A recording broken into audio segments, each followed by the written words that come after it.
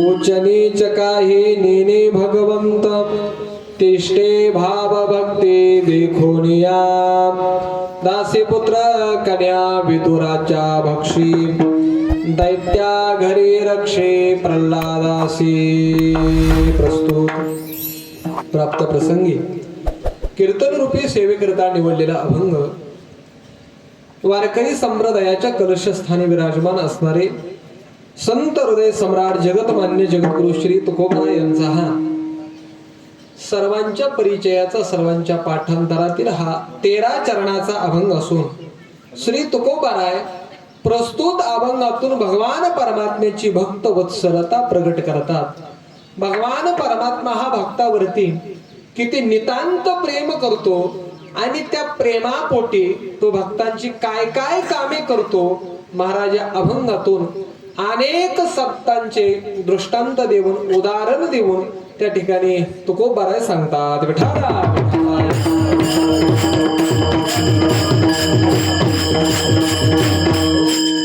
आजचा जो या ठिकाणी कार्यक्रम आहे तो नैमित्तिक असा या ठिकाणी कार्यक्रम आहे। अर्थात वैकुंठवासी अनंतराव बापू कोकरे ज्यांनी आपल्या गावामध्ये या ठिकाणी परमार्थाची या ठिकाणी धुरा सांभाळली तर आम्हाला काय महाराज माहिती नाही, कारण त्यांची 43वी पुण्यतिथी पुण्यस्मरण आहे, 42व पुण्यस्मरण आहे। म्हणजे आमच्या जन्माच्या फार दिवस अगोदर या ठिकाणी ज्यांनी आपल्या जीवनामध्ये परमार्थ केला आणि परमार्थाची या ठिकाणी ही धुरा सांभाळली अशी या ठिकाणी वैकुंठवासी हरिभक्ती पारायण अनंतराव बापू कोकरे यांच्या 42व्या पुण्यस्मरणानिमित्तानं आणि त्याचप्रमाणे काय नाव रंजना सुखदेव मारकड यांच्या पुण्यस्मरणानिमित्ताने या ठिकाणी या कार्यक्रमाचं आयोजन केलेलं आहे। उपस्थित आपल्या गावातील समस्त भजनी मंडळी, सर्व दोन्ही मृदंगाचार्य, हार्मोनियम वादक, विनेकरी महाराज आणि सर्व तुम्ही देवरूप श्रोते सज्जन मायबाप सर्वांच्या चरणार विंदे साष्टांग प्रणिपात करतो आणि सेवेला सुरुवात करतो। विठाला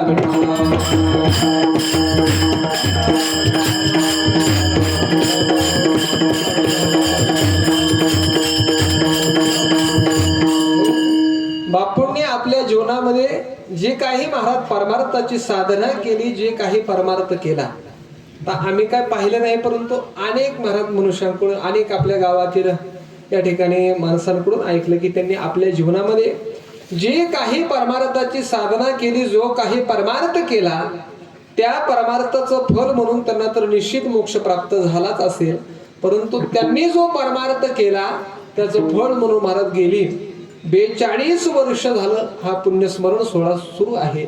कारण पुण्यस्मरण कोणाचं होतं, कोणाचं करावं, ज्यांच्या स्मरणाने आपल्याला पुण्य प्राप्त होतं त्यांचं काय असतं, पुण्यस्मरण असतं। ज्यांचं स्मरण केल्यानंतर आपल्याला पुण्य प्राप्त होतं त्यांचं पुण्यस्मरण असतं। तुकोबाराय सांगतात ना, पुण्यवंत व्हावे घेता सज्जनाचे नावे, घेता सज्जनाचे नावे, घेता सज्जनाचे नावे, पुण्यवंत व्हावे घेता सज्जनाचे नावे, घेता सज्जनाचे नावे, घेता सज्जनाचे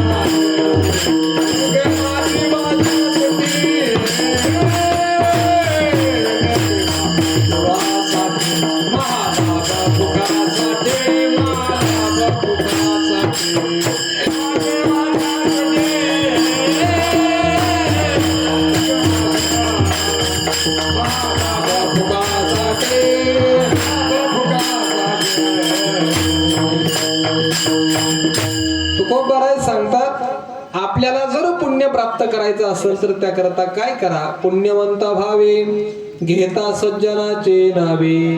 सज्जनाचं अर्थात चांगल्या मनुष्याचं, संतांचं नाम घेतलं की मला पुण्य प्राप्त होतं आणि पापाची निवृत्ती होते। म्हणून त्यांनी आपल्या जीवनामध्ये जो परमार्थ केला, जे पुण्य मिळवलं, जे काही या ठिकाणी परमार्थ केला त्या परमार्थाचं फळ म्हणून या ठिकाणी आजची हे 42वं त्यांचं पुण्यस्मरण आहे। आणि त्या निमित्तानं चिंतन सेवेकरता निवडलेला अभंग तुकोबारायांचा आहे। तुकोबाराय प्रस्तुत अभंगातून भगवान परमात्म्याची भक्त वत्सलता प्रगट करतात। हा अभंग महाराज आपण मागे गणपतीमध्ये कीर्तनाला घेतला होता आणि पहिल्या चरणाचा आपण महाराज त्या ठिकाणी अर्थ पाहिला होता. आता जे काही उर्वरित चरण आहेत त्या ठिकाणी त्या चरणाचा आपण या ठिकाणी अर्थ पाहणार आहोत. संतांचं ते चरित्र पाहणार आहोत.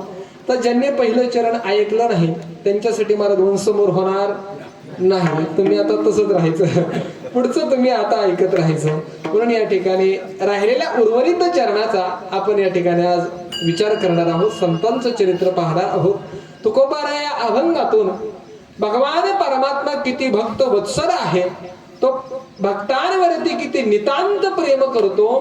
महाराज या अभंगातून अनेक संतांचे दृष्टांत देऊन तुकोबाराय या ठिकाणी सांगतात. या अभंगामध्ये तुकोबारायांनी महाराष्ट्रातील संतांची उदाहरणं दिलेली आहेत असं नाही, पूर्ण भारतवर्षातील जे काही संत झाले त्या महाराज संतांची या ठिकाणी उदाहरणं दिलेली आहेत.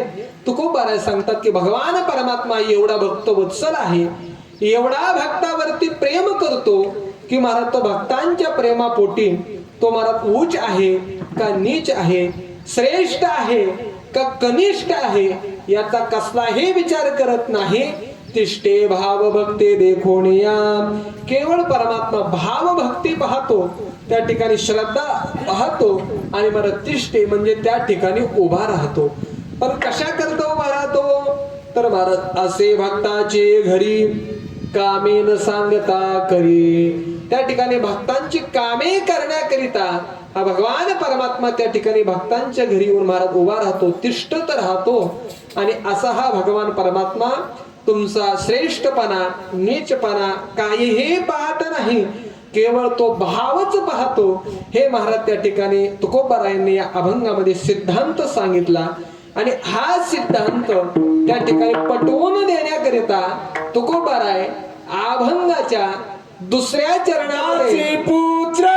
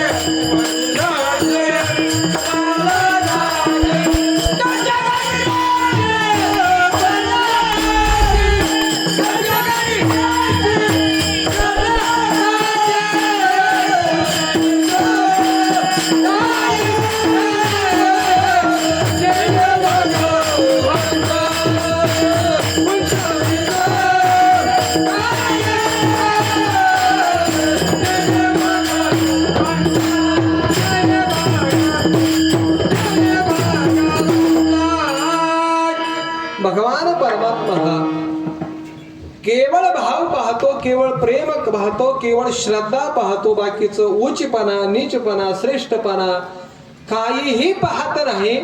हे सांगत असताना तुकोबाराय हा सिद्धांत पटवून देण्याकरिता त्या ठिकाणी पहिलं उदाहरण देतात. अभंगाच्या दुसऱ्या चरणामध्ये विदुर महाराजांचं, दुसऱ्या चरणामध्ये तुकोबाराने 2 उदाहरण दिलेले आहेत. एक आहे पूर्व अर्धामध्ये विदुर महाराजांचं आणि उत्तर अर्धामध्ये आहे भक्त प्रल्हादांचं. पहिलं उदाहरण दिलेलं आहे की विदुर महाराजांचं. त्या ठिकाणी महाराज तुकोबाराय सांगतात, दासे पुत्र कन्या विदुराच्या भक्षे. तुकोबाराय सांगतात की विदुर त्या ठिकाणी कोण आहेत, तर दासी पुत्र आहेत. दासी पुत्र. त्या विदुर महाराज दासी पुत्र कसे झाले, काय आहेत, त्या विदुरांचं महाराज चरित्र काय आहे, तर ऐका. आपण महाराज विदुर काकांचं चरित्र कधी हे ऐकलेलं नसेल, फक्त नाव ऐकलेलं असेल. तर ऐका, विदुरांचा महाराज काय अधिकार आहे, त्यांचं चरित्र काय आहे. तर विदुरांचा अधिकार एवढा आहे की महाराज 4 युग आहेत ना, कृतयुग, त्रेतायुग, द्वापारयुग आणि कलियुग. तुकोबारायांनी महाराज या युगाचा भंग केला. म्हणजे तुकोबारांनी कृतयुगातील भक्त घेतला नाही, त्रेतायुगातला नाही, तर विदुर महाराज हे द्वापार युगाच्या शेवटी महाराज त्यांचा जन्म आहे. म्हणजे द्वापार युगातील त्या ठिकाणी विदुरांचा त्या ठिकाणी पहिला दाखला घेतला. म्हणजे विदुरांचा हा अधिकार एवढ्यावरूनच कळून येतो की तुकोबारायांनी परत त्या ठिकाणी पहिलं त्यांचं काय घेतलं, नाव घेतलं. आणि तुकोबाराय काय सर्वसामान्य होते का हो? नाही महाराज, तुकोबारायांचा अधिकार काही सर्वसामान्य नाही. तुकोबारायांनी पहिला दाखला दिला तो म्हणजे संत विदुरांचा, भक्त विदुरांचा. विदुरांचा काय अधिकार आहे, काय चरित्र आहे, तर ऐका. भरताच्या वंशामध्ये, म्हणजे आपल्या देशाला ज्यांचं नाव आहे त्या भरत राजाच्या वंशामध्ये शंतनू नावाचा एक पराक्रमी राजा होऊन गेला. त्या शंतनू राजाचं महाराज गंगे बरोबर त्या ठिकाणी विवाह झाला. म्हणजे गंगा माता, गंगा देवी, गंगा नदी, कारण त्या गंगेला शाप होता आणि त्या शापास्तव तिला काही वर्ष महाराज मृत्यू लोकामध्ये त्या ठिकाणी राहावं लागणार होतं. पण शंतनू राजाचा आणि गंगेचा विवाह झाला.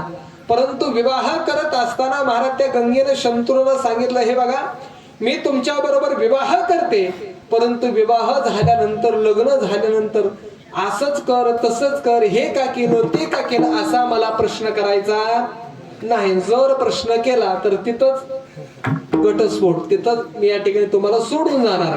ते महाराज त्या ठिकाणी ते गंगेनं महाराज लिहूनच घेतलं. परत विवाह झाला. विवाह झाल्यानंतर महाराज त्या ठिकाणी पहिला मुलगा झाला. गंगेनं महाराज मुलगा झाला तसा उचलला, गंगेच्या पाण्यात सोडला. असे महाराज 7 मुलं गंगेनं महाराज पाण्यामध्ये सोडली. राज्यातील महाराज लोक महाराज म्हणू लागले, अरे काय आपला राजा आहे आणि काय राणी आहे. स्वतःच्या पोटी जन्माला आलेल्या मुलाकरता आई जीव देते, पण ही आई कसली आहे, स्वतःची मुलं पाण्यामध्ये टाकते. आणि हा राजा असून सुद्धा राणीला काहीच बोलत नाही. आपल्या राज्याला उत्तराधिकारी मिळेल की नाही, महाराज सगळ्या राज्यामध्ये त्या ठिकाणी चिंता होऊ लागली. राजाला सुद्धा चिंता वाटली. राजाला महाराज 8वा मुलगा झाला. त्यावेळी गंगेला म्हटला, गंगेला त्या ठिकाणी सांगितलं, हा मुलगा तरी ठेव. ते म्हणले ठीक आहे, तुम्ही म्हणता तर हा मुलगा मी ठेवते, परंतु तुम्ही काय केला, कायदा मोडला, नियम मोडला. ठरवलं होतं की तुम्ही मला काही विचारायचं नाही.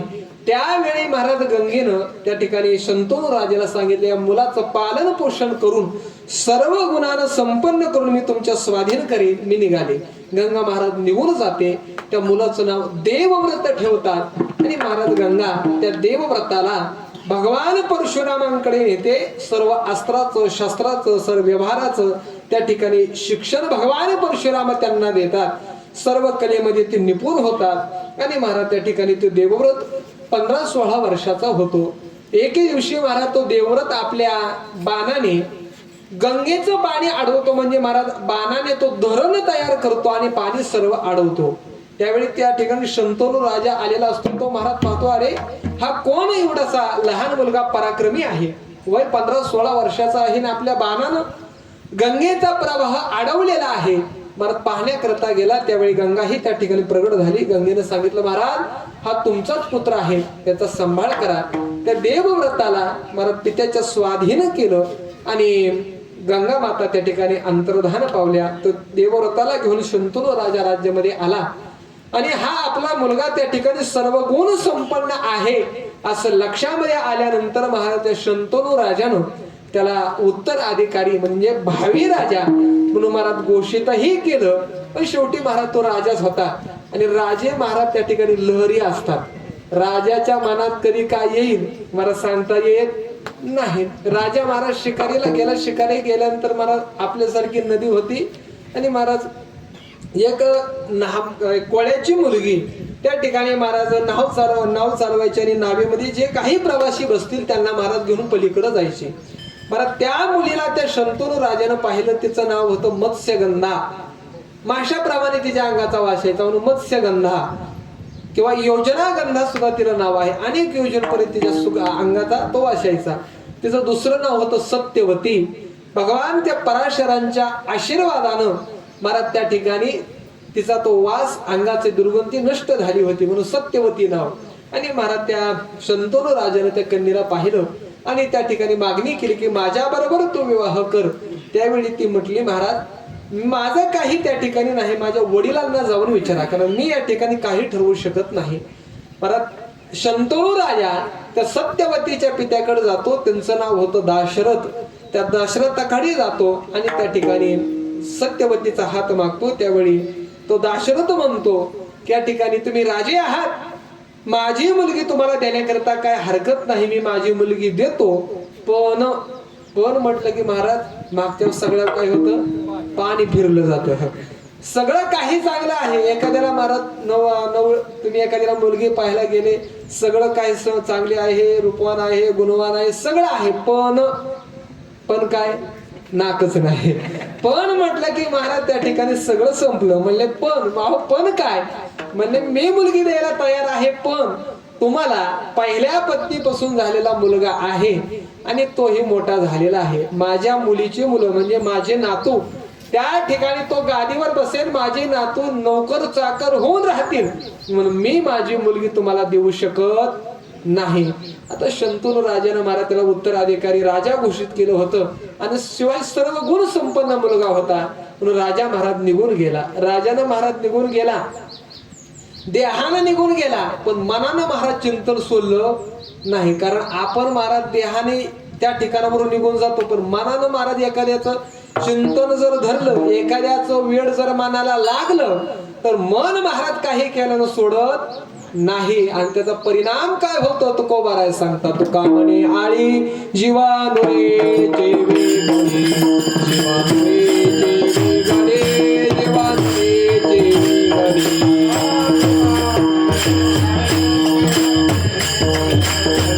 जीवानुरे जेवे गणे.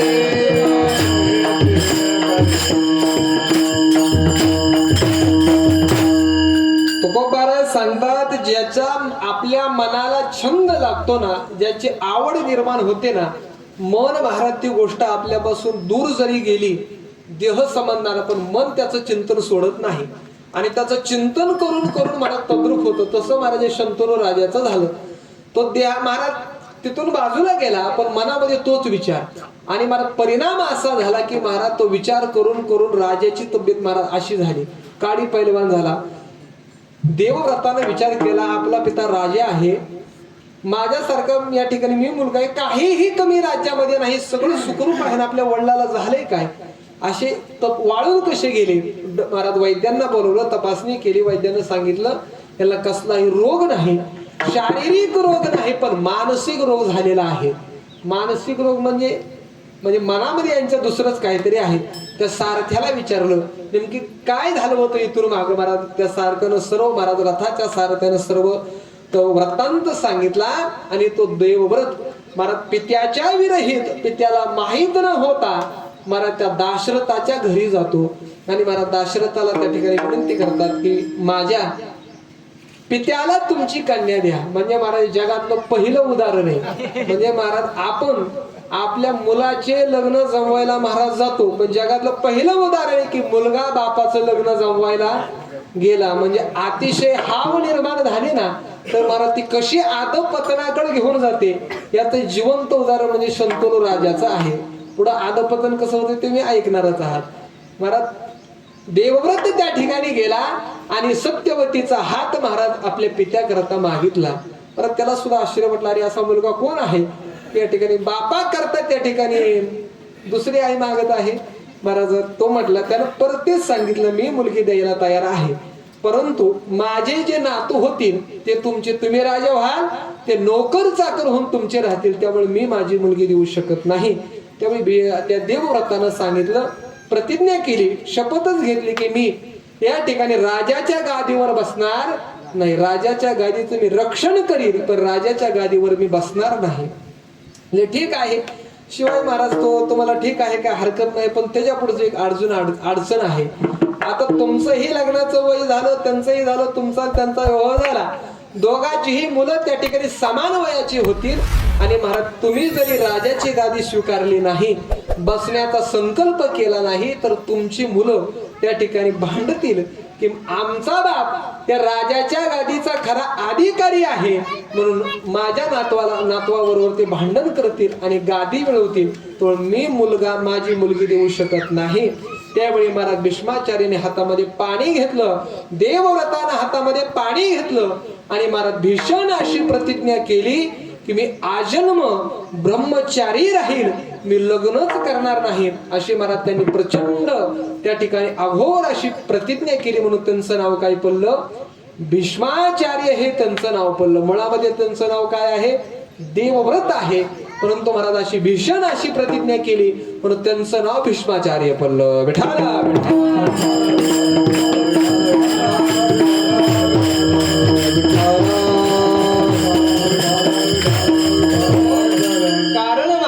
प्रतिज्ञा म्हणजे महाराज भीष्म प्रतिज्ञा. ही प्रतिज्ञा म्हणजे महाराज आघोर प्रतिज्ञा आहे. कारण आजन्म ब्रह्मचारी राहणे तर सोपं नाही. ज्ञानोबाराय सांगतात की यदक्षरमनाखेय मानंद म्हणजे केवलम.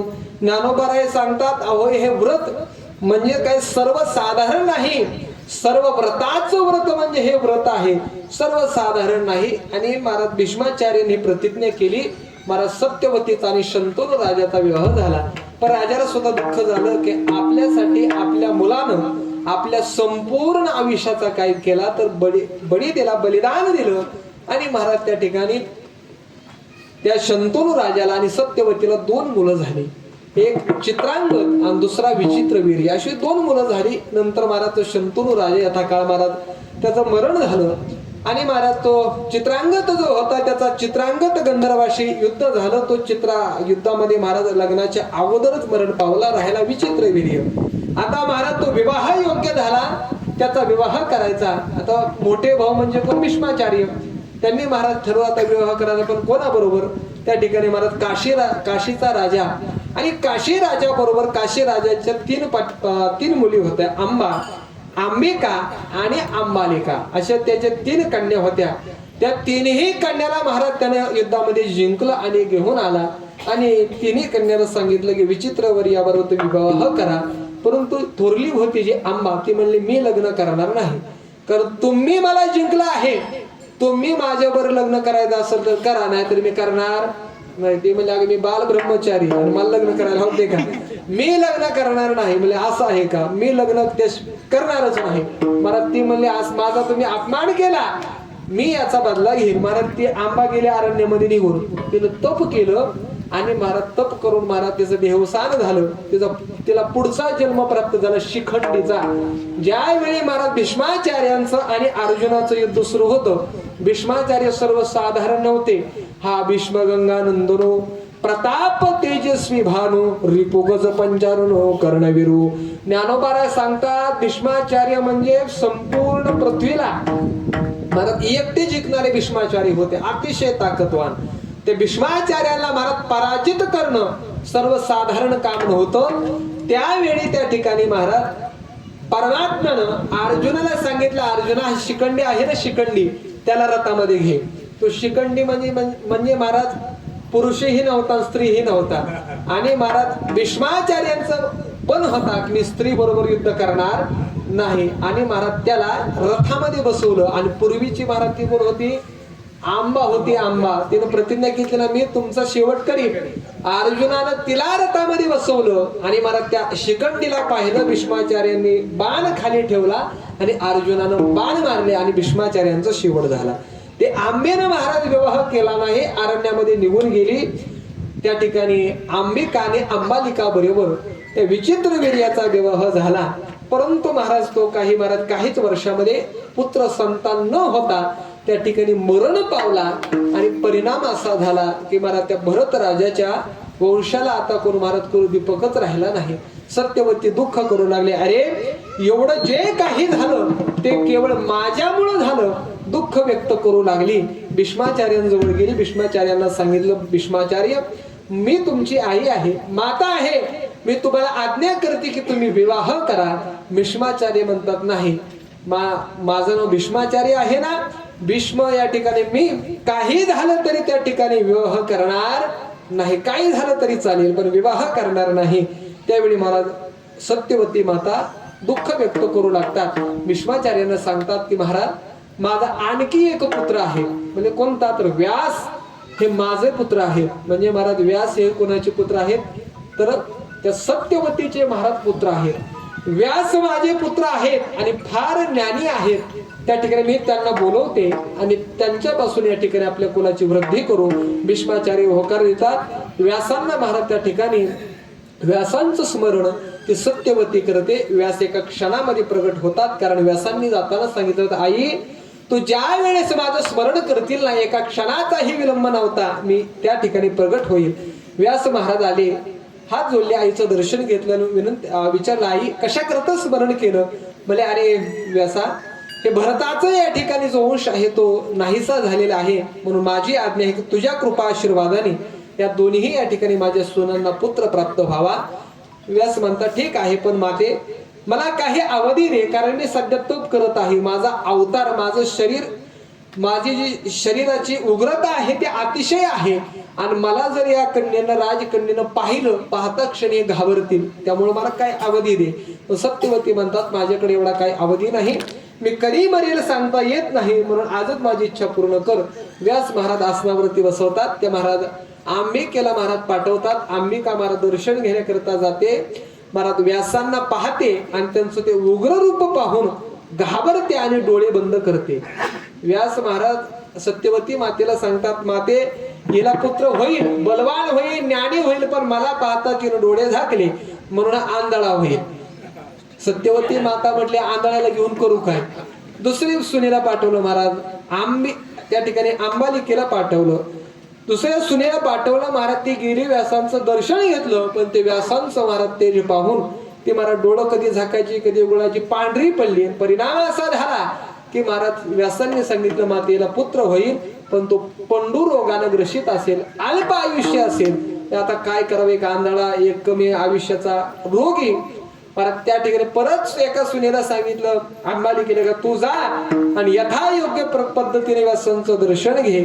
महाराज ती मात्र गेली नाही. तिनं काय केलं महाराज? तिच्या दासीला पाठवलं. ती महाराज दासी गेली. ती दासी महाराज भगवत भक्त होती, भगवान श्री हरी विष्णूंची भक्त होती. महाराज व्यासांचं दर्शन घेतलं आणि व्यास महाराजांच्या आशीर्वादाने तिला महाराज त्या ठिकाणी पुत्र झाला. व्यास महाराजांनी सांगितलं माते हिला जो पुत्र होईल तो अतिशय ज्ञानी, अतिशय गुणवान, अतिशय विद्वान त्या ठिकाणी पुत्र या ठिकाणी होईल, पण तो दासी पुत्र असेल. आणि तेच दासी पुत्र म्हणजे कोण आहेत? तर विदुर महात्मे आहेत. विठाला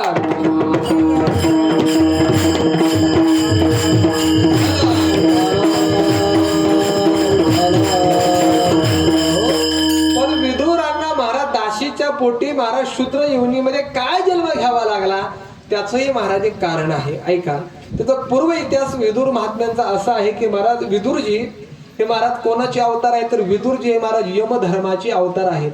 काय झालं महाराज? मांडव्य नावाचे ऋषी होते. मांडव्य नावाचे ऋषी म्हणजे त्यांचं स्थान आपल्या जवळच आहे. कोणतं?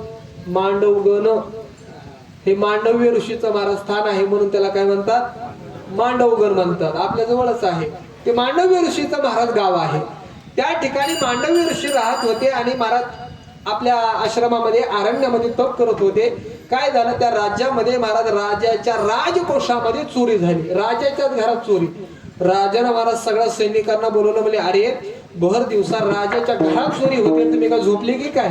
आपलं राज्य व्यवस्था किती असुरक्षित आहे हे ह्याच्यावरून कळते की राजाच्या घरात चोरी. आत्ताच्या आत्ता चोरांना पकडा. काही महाराज वर्ष नाही, 6 महिने नाही, काही दिवस, आत्ताच्या आता पकडा, नाही तर तुम्हाला दंडो. परत सगळे सैनिक महाराज मागावर लागले. महाराज चोर त्याला दिसले आणि चोराच्या मागे धावू लागले. चोरांनी ओळखलं सैनिक आपल्या मागे धावत आहेत. आपण पळून पळून कुठपर्यंत पळणार, कारण आपण पायी पळतो आणि घोडावर पळतात. आता आपण सापडल्याशिवाय राहणार नाही. अरण्यामध्ये गेले, पाहिलं महाराज त्या ठिकाणी आश्रम दिसला आणि विचार केला या आश्रमामध्ये जाऊन लपू, कारण हा साधूचा आश्रम आहे.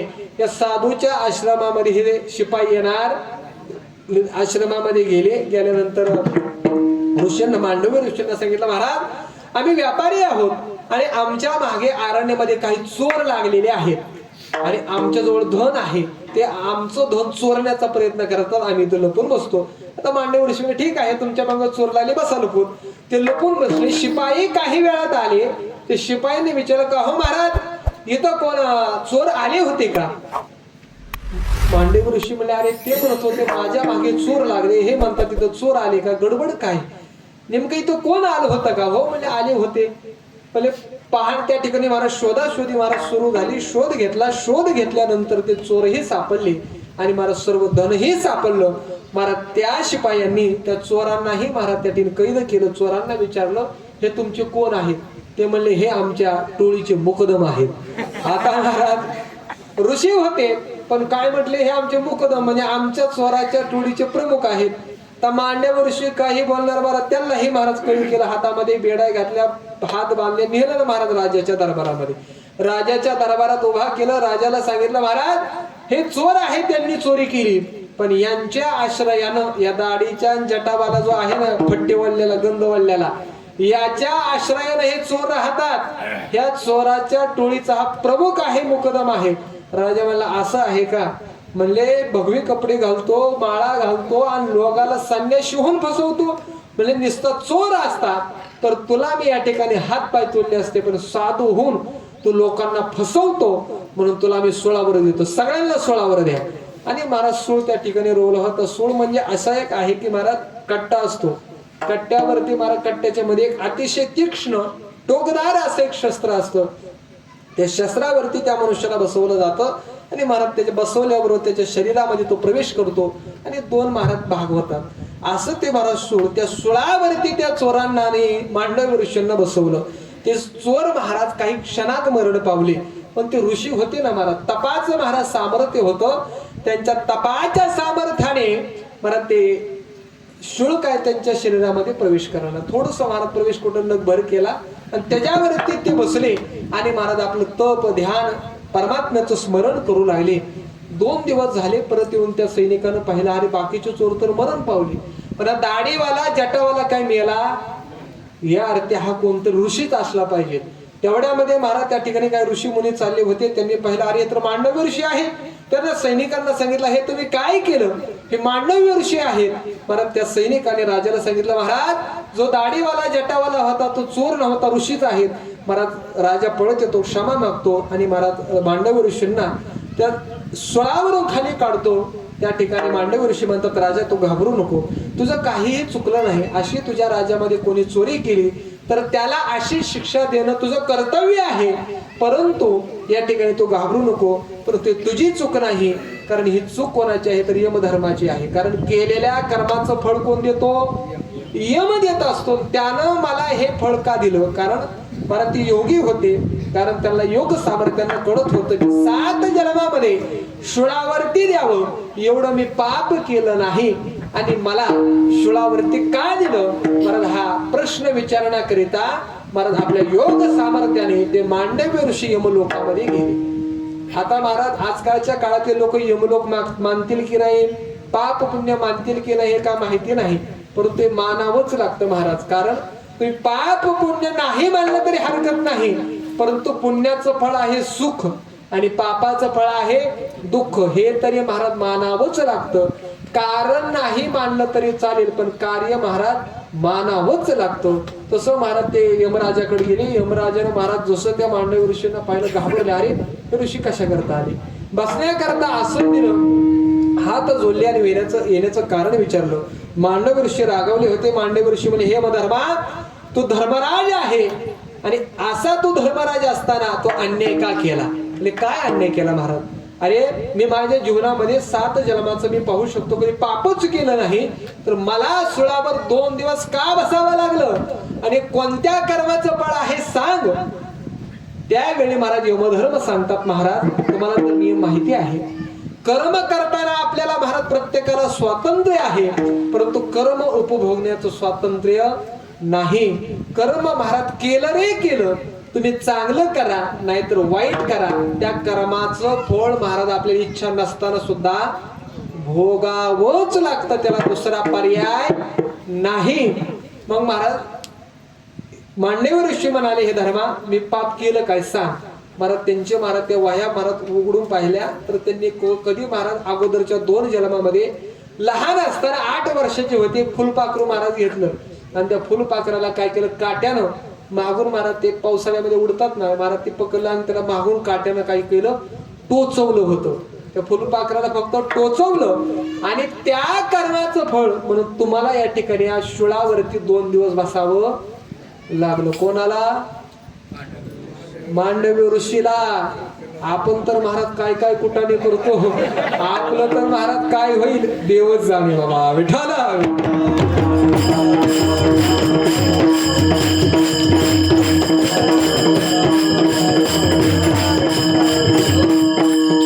एवढं तप करणारा ऋषी, पण त्याला सुद्धा कर्म चुकलं. कुठं महाराज काटा टोचला तर त्या काटा टोचवला म्हणून 2 दिवस सुळावर बसायला लागलं. एवढं महाराज कर्माची नियतीची महाराज या ठिकाणी फलदाता आहे, प्रत्येकाला कर्म भोगावं लागतं. त्या ठिकाणी मात्र मांडव ऋषी रागवले. ते म्हणाले, अरे धर्मा तुझं नाव धर्म आहे, धर्म तू धर्म जाणतो, तो अधर्म का केला तुला माहिती नाही का? तुला संविधान काय वाचलं नाही का? तू का पाठ केलं नाही? नियम काय आहे? अरे 8 वर्षापर्यंत किंवा 8 वर्षाच्या आत जे पाप केलं जातं ना मला, ते लहान मुलाच्या हातून झालेली क्रिया वाईट असली तरी पाप घडत आणि त्याला शिक्षा मिळत नाही. मग आजकालच्या काळामध्ये महाराज बाल गुन्हेगार आहेत, काय काय महाराज खुनही करतात. मग त्याचं पाप कोणाला लागतं? त्याचं पाप महाराज त्याच्या आई बापाला लागतं. त्यानं पाप केलं की लहान मुलाचं पाप आई बापाला भोगावं लागतं. मग अरे धर्मराजा, माझं वय त्या ठिकाणी कुठं 6-7 वर्षाचं तुम्हाला शिक्षा केली, तुझ्याकडून हा नियम भंग झालेला आहे. जा मी तुला शाप देतो की तू शूद्र योनीला दासीच्या पोटी त्या ठिकाणी मृत्यू लोकामध्ये जन्माला येशील. मला तो शाप दिला आणि दुसरं सांगितलं की आता या कायद्यामध्ये मी थोडासा बदल करत आहे. इथून पुढे मी 2 वर्ष वाढवतो, म्हणजे 10 वर्षाच्या कोणीही लहान मुलानं पाप केलं तरी महाराज ते पाप या ठिकाणी ठरत नाही. 2 वर्ष वाढवले आणि यमधर्माला जो महाराज त्या ठिकाणी मांडव ऋषीने शाप दिला, तो दासीच्या पोटी जन्माला जाशील, तोच यमधर्म महाराज विदुर काकांच्या रूपाने प्रगट झाले. विठाला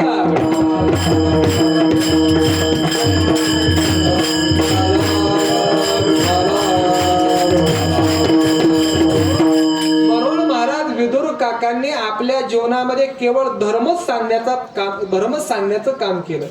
धर्माविषयी ज्ञान सांगण्याचं महाराज काम केलं. महाराज विदुर काकांची महाराज दुसरी एक विदुर नीती म्हणून आहे, अतिशय महाराज वाचण्याजोग महाराज तो ग्रंथ आहे विदुर नीती. विदुर काकांनी आपल्या जीवनामध्ये केवळ त्या ठिकाणी महाराज लोकांना धर्मज्ञान सांगण्याचं काम केलं. आणि ते विदुर अतिशय ज्ञानी होते, अतिशय भगवत भक्त होते आणि अंतःकरणामध्ये भगवंताविषयी अपार श्रद्धा होती. लहानपणापासून महाराज भगवत भक्त होते. यमराजाचाच अवतार महाराज भगवान श्रीकृष्णांची अतिशय भक्ती, अतिशय श्रद्धा. आणि महाराज त्या ठिकाणी धृतराष्ट्र राजा आणि त्या धृतराष्ट्राच्या पदरी महाराज बुद्धिमान असल्यामुळे त्या धृतराष्ट्राने त्यांना मंत्रीपद दिलं होतं. आणि महाराज मंत्र्याचं काम असतं की आपला राजा जर कुठं चुकू लागला तर त्याला चूक दाखवणं, महाराज हे बरोबर आहे चुकीचं आहे सांगणं. परंतु महाराज काही लोक भितात की राजाला जर आपण त्याची चूक सांगितलं राजा आपल्याला शिक्षा करेल, म्हणून महाराज काही लोक सांगत नव्हते. परंतु महाराज विदुर काका असे नव्हते, ते वेळोवेळी महाराज त्या धृतराष्ट्राला सांगायचे, अरे धृतराष्ट्रा तुझे जे पुत्र आहेत कौरव आहेत ना, ते योग्य पद्धतीने वागत नाहीत. तुम्ही पांडवांवरती अन्याय करत आहात. पंडू तुझा सक्का भाव आहे, परंतु तो मेला म्हणून तो त्याच्या पुत्रांवरती अन्याय करत आहे, ते योग्य नाही. कौरवांनी महाराज पांडवांवरती अनेक अन्याय केले. लाक्षाग्रहामध्ये त्यांना जाळण्याचा प्रयत्न केला. विदुर काकांनी महाराज त्यांना धर्मराजाला संकेत करून तिथूनही बाहेर काढलं. परत वेळोवेळी त्या ठिकाणी विदुर काका धृतराष्ट्राला सांगायचे, धृतराष्ट्रा हा दुर्योधन वाईट आहे, पापाचरणी आहे, याला काहीतरी सांग. परंतु महाराज त्या ठिकाणी तो धृतराष्ट्र आंधळा होता आणि महाराज पुत्रमोहाने सुद्धा आतूनही आंधळा होता. तो महाराज विदुर काकांना म्हणला, अरे सारखं या ठिकाणी माझ्या पोरांचीच गाराणी सांगतो, माझ्या पोरांविषयी तुला प्रेमच नाही, त्या पांडवाचा प्रेम आहे, जा तू चालता हो. महाराज हाकलून दिलं, महाराज निघून गेले. पण भीष्माचार्य होते ना, त्यांना महाराज विदुर काकांचा अधिकार माहिती होता, त्यांनी परत बोलवलं. म्हणजे विदुर काका अतिशय ज्ञानी. एके दिवशीचा असा प्रसंग आहे की महाराज ज्यावेळी कौरवांनी पांडवांना महाराज त्या ठिकाणी द्वित खेळण्याकरता बोलवलं. द्वित म्हणजे काय हो? द्वित म्हणजे मला सोंगट्या, आताच्या भाषेमध्ये पत्त्या. पत्त्या खेळायच्या नाही, पत्त्याला कारण बरबादी होते. पत्त्यामध्ये महाराज त्या द्वितामध्ये कलीचा वास आहे, साक्षात कली महाराज त्याच्यामध्ये राहतो. कली महाराज 5 ठिकाणी राहतो ना, त्यातील एक स्थान म्हणजे महाराज ते द्वित कर्म आहे, पत्त्या खेळणं आहे. महाराज त्या ठिकाणी महाराज द्वित करण्याकरिता पांडवांना आमंत्रित दिलं. आणि महाराज तो राजाचा धर्म होता, एका राजाने दुसऱ्या राजाला जर महाराज युद्धा करता आमंत्रण दिलं तर नाही म्हणता येत नव्हतं. पूर्वीच्या काळामध्ये त्या द्वित कर्मा तो राज्यही जिंकलं जायचं आणि महाराज दुसऱ्याचंही घेतलं जायचं. पांडवांचा महाराज क्षत्रिय होते, महाराज गेले, क्षत्रियाचा धर्म म्हणून महाराज गेले. गेल्यानंतर महाराज द्वित खेळण्याकरिता बसले. परंतु त्या ठिकाणी शकुनी मामा पुढे बसले होते, भीमनादा पुढे बसले होते. महाराज त्या सोंगट्या होत्या ना, त्या सोंगट्या म्हणजे जरासंध जो होता, त्या जरासंधाची हाड होती. आणि मला शकुनी मामा म्हणेल तसे त्या महाराज पडायच्या. भीम पुढे बसला, ते भीमाला महाराज तो घाबरायचा. कोण? जरासंध. कारण जरासंधला कुणी मारलं होतं? भीमानं मारलं होतं. महाराज तो भीम पुढे बसला, त्या सुईच्या पडायला लागल्या. शकुनीने सांगितलं धर्मराजाला, हा भीम या ठिकाणी भीमाचं मला भीती वाटत आहे, त्याला लांब बसवा.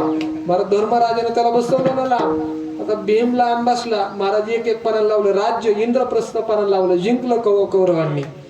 सगळं महाराज पाना लावलं, सगळं काही जिंकलं. म्हणजे आता आमच्या जर काही नाही, म्हणजे तुम्ही 5 जण आहात ना, आमचे नोकर व्हा. 5 जणांना एक जणांना पाना लावलं, 5 जण हारले. आता काहीच नाही. म्हणजे द्रौपदी आहे ना, द्रौपदीलाही पानाला लावलं, महाराज तेही हारले. त्या दुर्योधनानं सांगितलं दुःशासना जा आणि द्रौपदीला भर सभेमध्ये घेऊन ये. परत तो जातो, आणण्याचा प्रयत्न करतो. द्रौपदी काय येत नाही. दुर्योधन सांगतो की येत नाही, तो जा, केसाला धरून फरफटत आण. परत तो दुःशासन अतिशय दुष्ट, तो केसाला धरून महाराज वडत आणतो. आणल्यानंतर त्या ठिकाणी सभेमध्ये दुर्योधन सांगतो की वस्त्र हरण करा. त्यावेळी महाराज त्या ठिकाणी ती द्रौपदी सगळ्यांना विनंती करते, त्या धृतराष्ट्राकडे पाहते, महाराज मी तुमची सून आहे आणि असं करणं योग्य आहे का? परंतु धृतराष्ट्र काही बोलत नाही. ठीक आहे, तुम्ही पुत्रमोहाने आंधळे झालेले आहात. भीष्माचार्य, द्रोणाचार्य, कृपाचार्य ज्ञानी पुरुष होते, सगळ्यांना विनंती करते, पण कोणी सुद्धा काही बोलत. सगळे महाराज माना खाली घालतात. भीष्माचार्यासारखे ज्ञानी पुरुष सुद्धा महाराज खाली पाहू लागतात. कारण त्यांनी महाराज कोणाचं खाल्लं होतं? कौरवांचं, दुर्जनाचं अन्न खाल्लं होतं. त्याचा परिणाम असा झाला की महाराज एवढी भयानक घटना घडत असताना सुद्धा ते काही बोलू शकत नव्हते. ज्यावेळी महाराज पितामह भीष्म शरपंजरी पडले, त्यांच्या अंगामध्ये बाण महाराज सगळे लागले गेले, त्यांचा अंतकाळ आला. पांडवांचा विजय झाला, त्यांचा अंतकाळ आला. त्यांना भेटण्याकरिताही 5 पांडव भगवान श्रीकृष्ण गेले. गेल्यानंतर महाराज भीष्माचार्यांनी धर्मराजाला नीती सांगितली, ज्ञान सांगितलं. त्याला भीष्मगीता म्हणतात, त्याला विष्णू सहस्रनाम म्हणतात. ते आजही आहे आणि आजही आम्ही वाचत असतो. विष्णू सहस्रनाम सांगितलं, भीष्मगीता सांगितली. आणि महाराज एवढं ज्ञान सांगितल्यानंतर अचानक मध्ये द्रौपदी हसली. हसल्यानंतर भीष्माचार्य म्हटले, द्रौपदी का हसली? म्हणजे उगीच हसले. म्हणजे तू उगीच हसणार नाही, तू एकदा हसली म्हणून महाभारत घडलं, आता का हसली सांग? म्हणले, अहो पितामह, एवढं तुम्ही धर्माच्या ज्ञानाच्या गोष्टी सांगत आहात, पण ज्यावेळी माझं वस्त्र हरण होत होतं, तुमचं हे ज्ञान कुठं गेलं होतं? त्यावेळी भीष्माचार्य सांगतात, अगं द्रौपदी, माझं हे ज्ञान त्यावेळी होतं, पण मी दुर्जनाचं दुःशासनाचं त्या दुर्योधनाचं अन्न खाल्लं होतं, त्यामुळे माझं रक्त दूषित झालं होतं. आणि तुझ्या या पतीनं अर्जुनानं माझ्या अंगाला बाण मारले, ते रक्त माझं दूषित रक्त नाहीसं झालं, आता शुद्ध रक्त आहे. म्हणून मला आता हे चांगले विचार सुचलेले आहेत. म्हणून मला अन्न खाताना सुद्धा परत विचार करून खावं. आपण कोणाच्या घरचं खातोय, त्यानं कसं मिळवलंय. नाहीतर महाराज काही चोऱ्या करतात आणि इकडे पंक्ती घालतात, त्याचा परिणाम आपला हे होता, आपली बुद्धी महाराज भ्रष्ट होते. विठाला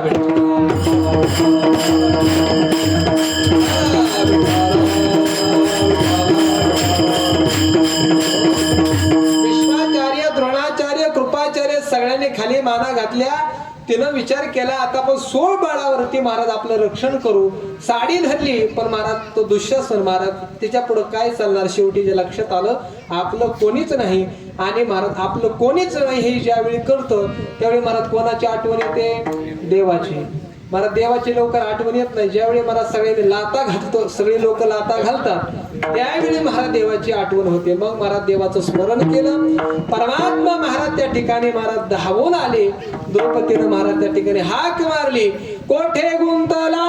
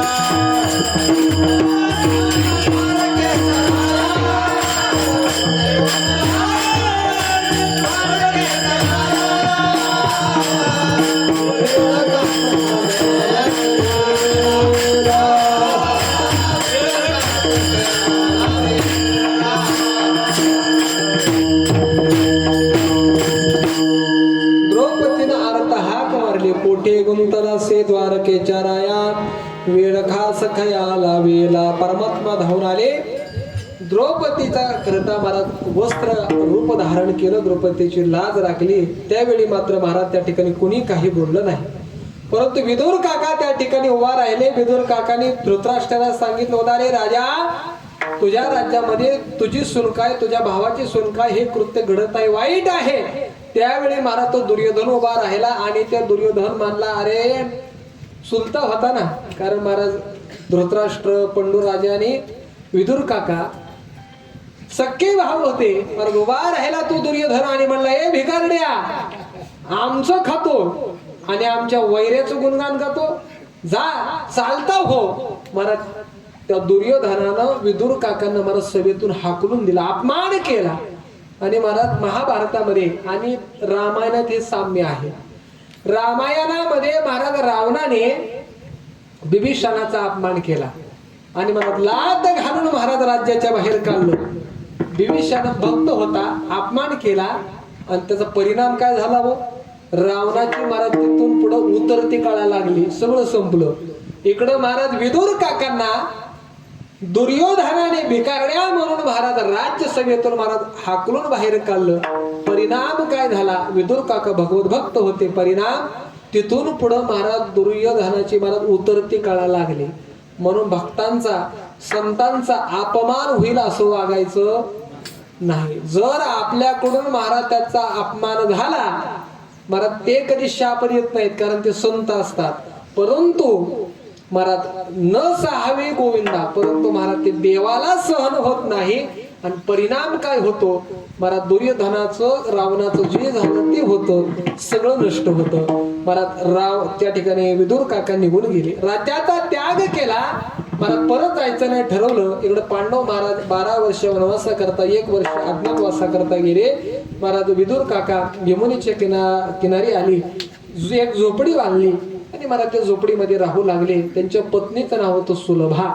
जी परमार्थाला सुलभ असते तिला काय म्हणतात, सुलभा म्हणतात. आणि परमार्थ जर करायचा असेल तर महाराज पत्नी सुद्धा अनुकूल पाहिजे, नाहीतर एका विठोबा रखमाई पाहिजेत, नाहीतर जे हनुमान असलेलं बरं असतं. नाहीतर महाराज पती निघाले पंढरपुराला आणि पत्नी निघाले काळूबाईला, असं व्हायला नको. परमार्थ सुद्धा महाराज एका विचाराशिवाय होत नाही. परमार्थ पती पत्नीला करायचा असेल तर त्याकरिता नाथ महाराज गिरिजाबाई लागतात. नाहीतर महाराज आपलं काही, आपण एक विचाराची पत्नी एका विचाराची असं होत नाही. परंतु महाराज ती त्या ठिकाणी सुलभा जी होती, महाराज ती परमार्थाला सुलभ होते आणि अतिशय महाराज पातिव्रत महाराज त्याच्या ठिकाणी होतं. अरण्यामध्ये झोपडी बांधली महाराज, झोपडीमध्ये राहू लागले. काही महाराज त्या ठिकाणी झाडाची फळं फुलं मिळते ते महाराज खावे आणि त्याच्यावरती उदरनिर्वाह करावा आणि अहोरात्र त्या ठिकाणी परमात्म्याचं भजन करावं, नामस्मरण करावं, संत समागम करावा, परमात्म्याविषयी चर्चा करावी. दोघच पती पत्नी, परंतु महाराज अहोरात्र महाराज परमात्म्याचं स्मरण. आणि महाराज असं त्यांनी केवळ त्या ठिकाणी महाराज फळं फुलं पालं खाऊन, झाडाचा पाला खाऊन 12 वर्ष काढले. किती? 12 वर्ष महाराज परमात्म्याचं त्यांनी तप केलं. आणि कोणतीही साधना फलद्रूप होण्याकरिता महाराज तप घडावं लागतं. आणि महाराज त्यांच्या मनामध्ये अर्थता निर्माण झाली. ती सुलभा विदुर काकांना म्हणू लागली, का हो, ज्याची एवढी आपण साधना केली, ज्याची एवढं आपण ध्यान केलं, तो द्वारकेचा राजा भगवान श्रीकृष्ण आपल्याला दर्शन देईल का, आपल्या घरी येईल का? त्यावेळी विदुर काका म्हणतात, अगं सुलभा, निश्चित त्या ठिकाणी आपल्याला तो दर्शन देईल आणि आपल्या घरी सुद्धा आल्याशिवाय राहणार नाही. सुलभा म्हणते, अहो परमात्मा जर आपल्याला भेटले ना तर त्यांना आपल्या घरी जेवणा करता बोलवा. काका म्हणतात, अगं आपल्याला दोघाला खायची पंचायत आहे, झाडाचा पाला खाऊन आपण जगतो, देवाला काय आपण देणार? पण निश्चित आपल्याला देव मात्र मला त्या दर्शन दिल्याशिवाय राहणार नाही. आणि महाराज मनामध्ये आर्तता होती आणि मनामध्ये जर आर्तता असेल ना तर परमात्मा महाराज भेटल्याशिवाय राहत नाही, फक्त आर्तता पाहिजे. आणि महाराज मनामध्ये त्यांच्या दोघांची इच्छा होती. पांडवांचा वनवास पूर्ण झाला, राज्य मागितलं, परंतु दुर्योधन देत नाही. परमात्मा महाराज पांडवांना येऊन भेटले, सांगितलं मी संधी करण्याकरिता जातो. संधी करण्याकरिता महाराज परमात्मा महाराज हस्तिनापूरला निघाले. आणि महाराज दुर्योधनाला कळालं की द्वारकेचा राजा भगवान श्रीकृष्ण संधी करण्याकरिता येत आहे. दुर्योधनानं महाराज नगर सजवलं, अख्खं नगर महाराज सजवलं. त्या ठिकाणी दिवाळीप्रमाणे सजवलं. महाराज 56 पदार्थ केले. सगळ्या लोकांना सांगितलं स्वागताकरता सगळ्यांनी रस्त्यावरती थांबा, परमात्म्याचं दर्शन घेण्याकरता. सगळे नगरातील लोक महाराज त्या ठिकाणी जमू लागले, सगळे सजावट करू लागले. विदुर काका महाराज स्नानाला गेले असताना त्यांनी पाहिलं हस्तिनापूर एवढं आज का सजवलेलं आहे. त्यांनी महाराज एक जण विचारलं, का हो काय आहे राज्यामध्ये एवढी सजावट काय आहे? त्यांनी सांगितलं, अहो द्वारकेचा राजा श्रीकृष्ण येणार आहेत. बरं, विदुर काकांना अतिशय आनंद झाला. पळत पळत घरी आले आणि महाराज सुलभा देवींना सांगितलं, सुलभा, जी 12 वर्ष आपण तप केलं त्यात परिपूर्ण झालं आणि आज त्या ठिकाणी आपल्या भगवंताचं दर्शन होणार आहे. भगवान श्रीकृष्ण हस्तिनापुरामध्ये येणार आहेत. त्यावेळी परमात्म्याचं दर्शन घेण्याकरिता महाराज विदुर काका आणि महाराज सुलभा देवी रस्त्यावरती येऊन थांबतात. परमात्म्याचा रथ येतो, अनेक प्रकारची मंगलवाद्य वाजत असतात. परमात्म्याचा रथ येतो, सगळी महाराज परमात्म्याला पाहत असतात. परंतु एवढ्या गर्दीमध्ये मात्र परमात्मा कोणाला तरी पाहत असतात. म्हणजे महाराज जसा भक्त महाराज देवाला हुडकतो तसा देव सुद्धा भक्ताला हुडकत असतो. परमात्मा विदुर काकांना पाहत होते. विदुर काका दिसल्याबरोबर महाराज परमात्म्याने रथ थांबवला आणि विदुर काकांना महाराज हाक मारले, काका इकडे या. काकांना अतिशय आनंद झाला. रे, मला माझ्या जीवनामध्ये सगळे दासीपुत्र म्हणून हिनवतात, पण या जगाच्या मालकानं मला काका म्हणावं एवढा माझा अधिकार नाही. महाराज परमात्म्या जवळ गेले, साष्टांग दंडवत घातला, हात जोडले आणि परमात्म्याला सांगितलं, काका मी तुमच्या घरी भोजना करता येणार आहे. मनातला भाव जाणला आणि महाराज सांगितलं येणार आहे. परमात्मा महाराज पुढे निघून गेले. विदुर काका सुलभा देवी जवळ पळत आले, सांगितलं, सुलभा तुझी इच्छा होती ना देवानं आपल्या घरी यावं, देव आपल्या घरी भोजना करता येणार आहेत, तू घरी जा, घर या ठिकाणी स्वच्छ कर. मी बाजारामध्ये जातो, काही आपल्या जवळ नाही, परंतु काही कोणी दिलं तर भिक्षा मागून काहीतरी आणतो आणि या ठिकाणी आपण परमात्म्याला भोजन करूया. सुलभा देवी महाराज घरी जाते. घर सर्व महाराज सारवून घेणं, सडा समर्चन सर्व काही करू लागते. देव आल्याबरोबर देवाला खाण्याकरता काय द्यावं म्हणून अरण्यातून महाराज केळी घेऊन येते आणि महाराज केळी जवळ ठेवते. इकडे महाराज परमात्मा हस्तिनापुरामध्ये जातात. धृतराष्ट्राची महाराज भेट घेतात, दुर्योधनाची भेट घेतात, त्याला समजून सांगतात, अरे दुर्योधना पांडवांना त्यांचं राज्य दे. त्या ठिकाणी दुर्योधन म्हणतो मी देणार नाही. पण ठीक आहे, त्यांचं राज्य देऊ नको, निदान राज्य देत नाही, निदान 5 गावं तरी दे, 5 जणा करता तुम्हाला 5 गावं सुद्धा मी देणार. अरे 5 गाव, 1 गाव तरी दे. तो म्हणला अजिबात नाही, अगदी सुईच्या टोकावर बसल एवढं सुद्धा मी देणार नाही. परत सगळं त्यानं नाकार दिला. देव म्हणजे ठीक आहे, तुझी इच्छा देण्याची नाही, म्हणजे मग मिळवण्याकरता काय युद्ध करावं लागलं. ठीक आहे, तुझी इच्छा आहे तर पूर्ण करतो. देव महाराज निघाले. निघाल्याबरोबर या कौरव दुर्योधनाने 56 भोग तयार केले होते. परमात्म्याला विनंती केली, देवा भोजन करून जा, तुमच्या करता 56 भोग तयार केलेले आहेत. 56 भोग कशाला म्हणतात हो?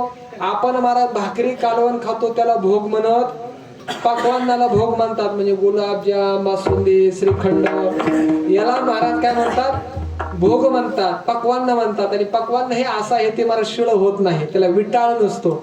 जे तेलामध्ये किंवा त्या साखरेमध्ये जे तळलं जातं तुपामध्ये, त्याला महाराज विटाळ नसतो. कुणीही केलेलं असेल तर 56 भोग तयार केलेले आहेत, तेव्हा भोजन करून जा. पण देव म्हटले नाही. अरे दुर्योधना, मनुष्याला दोन व्यक्तीच्या घरचं खावं, कोण कोणाच्या ऐका. एक तर महाराज पुढच्याच्या अंतःकरणामध्ये आपल्याविषयी प्रेम असेल तर त्याच्या घरी जेवावं, आणि नाही तर महाराज आपण संकटात असेल, काहीच मिळत नसेल तर महाराज दुसऱ्याच्या घरी जेवण आहे तर जेवू नये. म्हणजे मी काही संकटात नाही आणि तुझ्याविषयी माझ्या अंतःकरणात प्रेम नाही. दुर्योधन म्हणला, देवा तुमच्याविषयी माझ्या अंतःकरणात प्रेम नाही कशावरून म्हणता? अहो आमची महाराज भावकीची भांडणं आहेत, तुम्ही पाहुणे आहे, तुम्हाला काय करायचंय? म्हणजे यायचं, आरामशीर राहायचं, जेवायचं, भावकीच्या भांडणात तुम्हाला पडून काय करायचं? देव म्हटले, अरे दुर्योधना तसं नाही, पांडव सदाचारी आहेत, धर्मानं वागणारे आहेत, आणि जे धर्माने वागतात ते मला प्रिय असतात. म्हणून पांडव माझे भक्त आहेत. त्या पांडवांचा जो द्वेष करतो तो माझाच द्वेष करतो. यमान द्वेष्टी तर समान द्वेष्टी. जो भक्तांचा द्वेष करतो तो माझा द्वेष करतो. म्हणून मी तुझ्या घरी जेवू शकत नाही, मला दुसऱ्याचं आमंत्रण आहे. दुर्योधन म्हणला, कोणाचं? विदुर काकांचं. तो मला हसूच लागला, मला त्या भिकारड्याचं आमंत्रण. त्याला घरी खायला काही नाही, राहायला झोपडीत राहतो, झाडाचा पाला खाऊन जगतो, आणि त्याच्या घरी तुम्ही निघाले. जाऊ द्या म्हणले, तुम्हाला बेकारपणाचे डोहाळे लागले असतील. तो दुर्योधन महाराज उद्धट शब्दामध्ये त्याला बोलला परमात्म्याशी. परमात्मा त्या ठिकाणी महाराज उद्धवाला म्हणले, उद्धवा चल, त्या ठिकाणी आता आपल्याला इथं थांबायचं नाही, विदुराच्या घरी जायचं आहे. महाराज विदुर काकांच्या घरी निघाले. काका तिकडच बाजारामध्ये होते. गेले महाराज, झोपडीचा दरवाजा वाजवला. काकी आतमध्ये होत्या. काकीनं महाराज दरवाजा उघडला आणि पाहिलं तर कोण आहे? तर स्वतः परमात्मा आहे, ज्याची 12 वर्ष आपण तप केलं, वाट पाहिली. तो देव आपल्या घरी आला. आणि महाराज ते सुलभा परमात्म्याचे अतिशय भक्त होते. जसं महाराज देवाला पाहिलं, सगळं महाराज देवबानच हरपून गेले. परत देवाला आतमध्ये बोलवायचं ते बघत राहिली. परमात्मा म्हटले, आत येऊ का? हो याला म्हटले. महाराज आतमध्ये देव आले. देवाला बसण्याकरता घोंगडी टाकली, परंतु महाराज देव ती सुलभाच घोंगडी बसली. देवाला महाराज खाली बसवलं. देवाला खाण्याकरता केळी आणल्या होत्या. मला ते केळी जवळ घेतल्या. ते सुलभा देवी एक एक केळी महाराज सोलू लागले. गाबा स्वतः खाऊ लागले आणि देवाला महाराज साली देऊ लागले.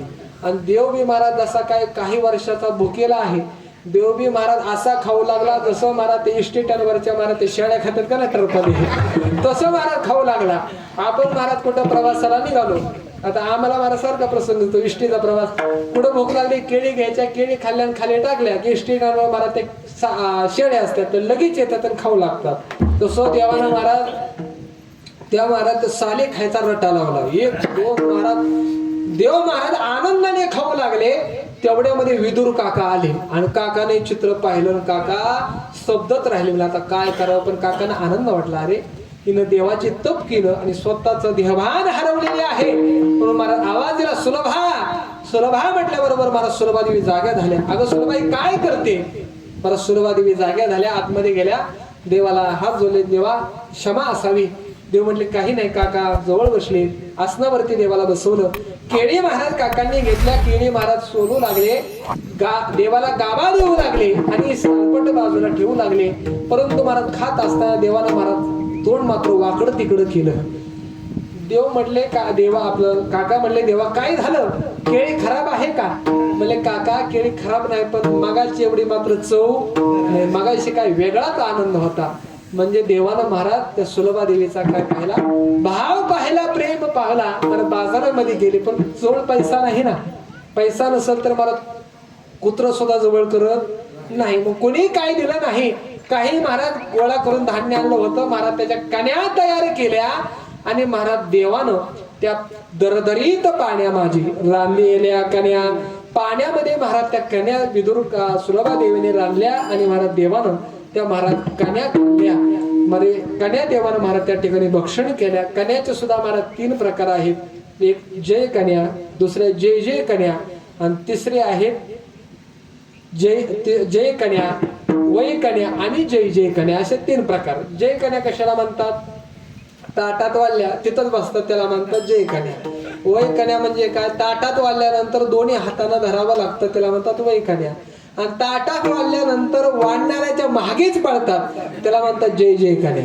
तसं म्हणायचं जय जय कन्या, त्यामध्ये काय घट्टपणा नव्हता, पण देवाने चतुर्भुज रूप धारण केलं आणि महाराज अशा कन्या खाल्ल्या की महाराज सांगतात की विदुरा घरच्या भक्षुणे कन्या परमानंदे झाला. अगदी महाराज तृप्तीचा ढेकर दिला. आणि तुकोबारा तेच सांगतात की भगवान परमात्मा तुमचा श्रेष्ठपणा, नीचपणा, दुसरं तिसरं काहीही पाहत नाही, केवळ तो भावच पाहतो. म्हणून परमात्म्यानं काय केलं? विदुरा घरच्या भक्षुणी कन्या किंवा दासी पुत्र कन्या विदुराच्या भक्षी, विदुर काकांच्या घरच्या महाराज देवानं कन्या खाल्ल्या. विठाला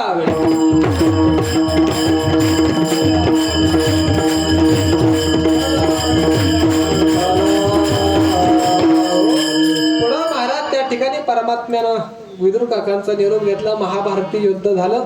महाभारताचं युद्ध जसं ठरलं तसं विदुर काकाने महाराज ठरवलं आपण दोन्ही युद्धात भाग घ्यायचा नाही. महाराज शस्त्रास्त्र खाली ठेवलं आणि तीर्थयात्रेकरता निघाले.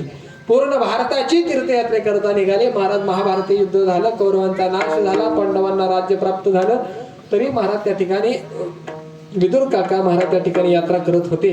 आणि यात्रा करत करत करत महाराज त्या ठिकाणी यमुनेच्या किनारी गेले. गेल्यानंतर उद्धवजी भेटले. उद्धव सुद्धा देवाचे भक्त आणि विदुर सुद्धा देवाचे भक्त. आता सज्जनशी सज्जन मिले तो होवे दो वाघ आणि गदेसे गदा मिले तो खावे दो लाग. गाढव जर एकत्रित आहे तर काय करतात? लाथा घालतात. तसं महाराज दोन्ही संत एकत्रित आले. मग काय महाराज त्यांच्या काय प्रपंचातल्या गोष्टी सुरू झाल्या काय? तुमचीकडे कस काय गेली, आमची अशी गेली, असं सुरू झालं काय? नाही. मग काय महाराज त्यांचं परमात्मेविषयी चर्चा, देवाच्या लीलेविषयी महाराज चर्चा सुरू झाली. सांगता रात्र झाली. शेवटी महाराज उद्धवानं महाराज विदुर काकांना सांगितलं, काका एक दुःखद घटनेमध्ये काय झालं? परमात्मा या जगाचा निरोप घेऊन त्या ठिकाणी निजधामाला गेले. विदुर काकांना अतिशय दुःख वाटलं. परंतु उद्धवजी सांगत आहे, ज्यावेळी परमात्मा निजधामाला चालले होते त्यावेळी मी होतो आणि मैत्रीय ऋषी होते. आम्ही दोघं होतो. देवाने आम्हाला तत्वज्ञान सांगितलं. आणि जात असताना काका देवानं तुमची त्या ठिकाणी 3-4 वेळा आठवण काढली. म्हणजे आपण महाराज जाताना मरताना मुलांची आठवण काढतो, मुलींची, नातवंडाची आठवण काढतो, पण देवानं महाराज विदुर काकांची आठवण काढली. दासीच्या पुत्री पोटी जन्माला आलेले, परंतु अशा विदुरांचं महाराज भक्तांचं स्मरण देवानं केलं. विदुर काकांचं अंतःकरण भरून अरे माझा काय अधिकार, मी शूद्र येऊनी जन्माला आलो, दाशीच्या पोटी जन्माला आलो, निज धामाला जाताना देवानं माझं स्मरण करावं. मला विदुर काकांचं अंतकरण भरून आलं आणि उद्धवजी सांगू लागले, काका जाताना देवानं तुमचं 3-4 वेळा स्मरण केलं आणि जाता जाता मैत्री ऋषींना सांगितलं, हे मैत्रिया, मी जे तुम्हाला तत्वज्ञान सांगितलेलं आहे ना, ते तत्वज्ञान माझ्या विदुराला द्या, कारण माझा विदुर भोळा आहे आणि माझ्याशिवाय त्याला दुसरं तिसरं कोणी नाही. परमात्मा हे सांगून निजधामाला गेले. म्हणजे ते मैत्री ऋषी कुठे आहे? म्हणजे हरिद्वार क्षेत्रामध्ये आहेत. मला तीर्थयात्रा करत त्या ठिकाणी विदुरजी हरिद्वार क्षेत्रामध्ये गेले. मैत्री ऋषींचे त्या ठिकाणी दर्शन झालं, ते ब्रह्मज्ञान महाराज त्या ठिकाणी मिळालं आणि नंतर त्या ठिकाणी वानप्रस्थ आश्रमामध्ये पदार्पण करून विदुरजींनी महाराज अरण्यामध्ये तपसाधना करून या इहलोकाचा महाराज निरोप घेतला. असे विदुर त्या ठिकाणी महात्मे भक्त विदुर, त्यांचा अधिकार एवढा मोठा की देवानं महाराज जाताना त्यांचं स्मरण करावं एवढा त्यांचा अधिकार आहे. आणि त्यांच्या प्रेमापोटी भक्तापोटी तुकोबाराय सांगतात, देवानं त्यांच्या घरी कान्या खाल्ल्या, एवढा हा परमात्मा भक्त वत्सल आहे. विठाला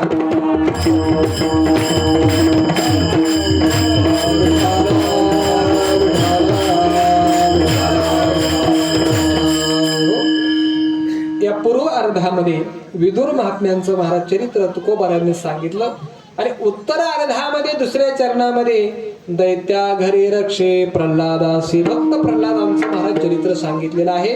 तत्पूर्वी जेवढं होईल तेवढं आपण पाहूया. तत्पूर्वी सर्वांनी एकदा मोठ्या प्रेमानं हातानं टाळी वाजवून मुखानं भजन करायचं आहे. विठोबार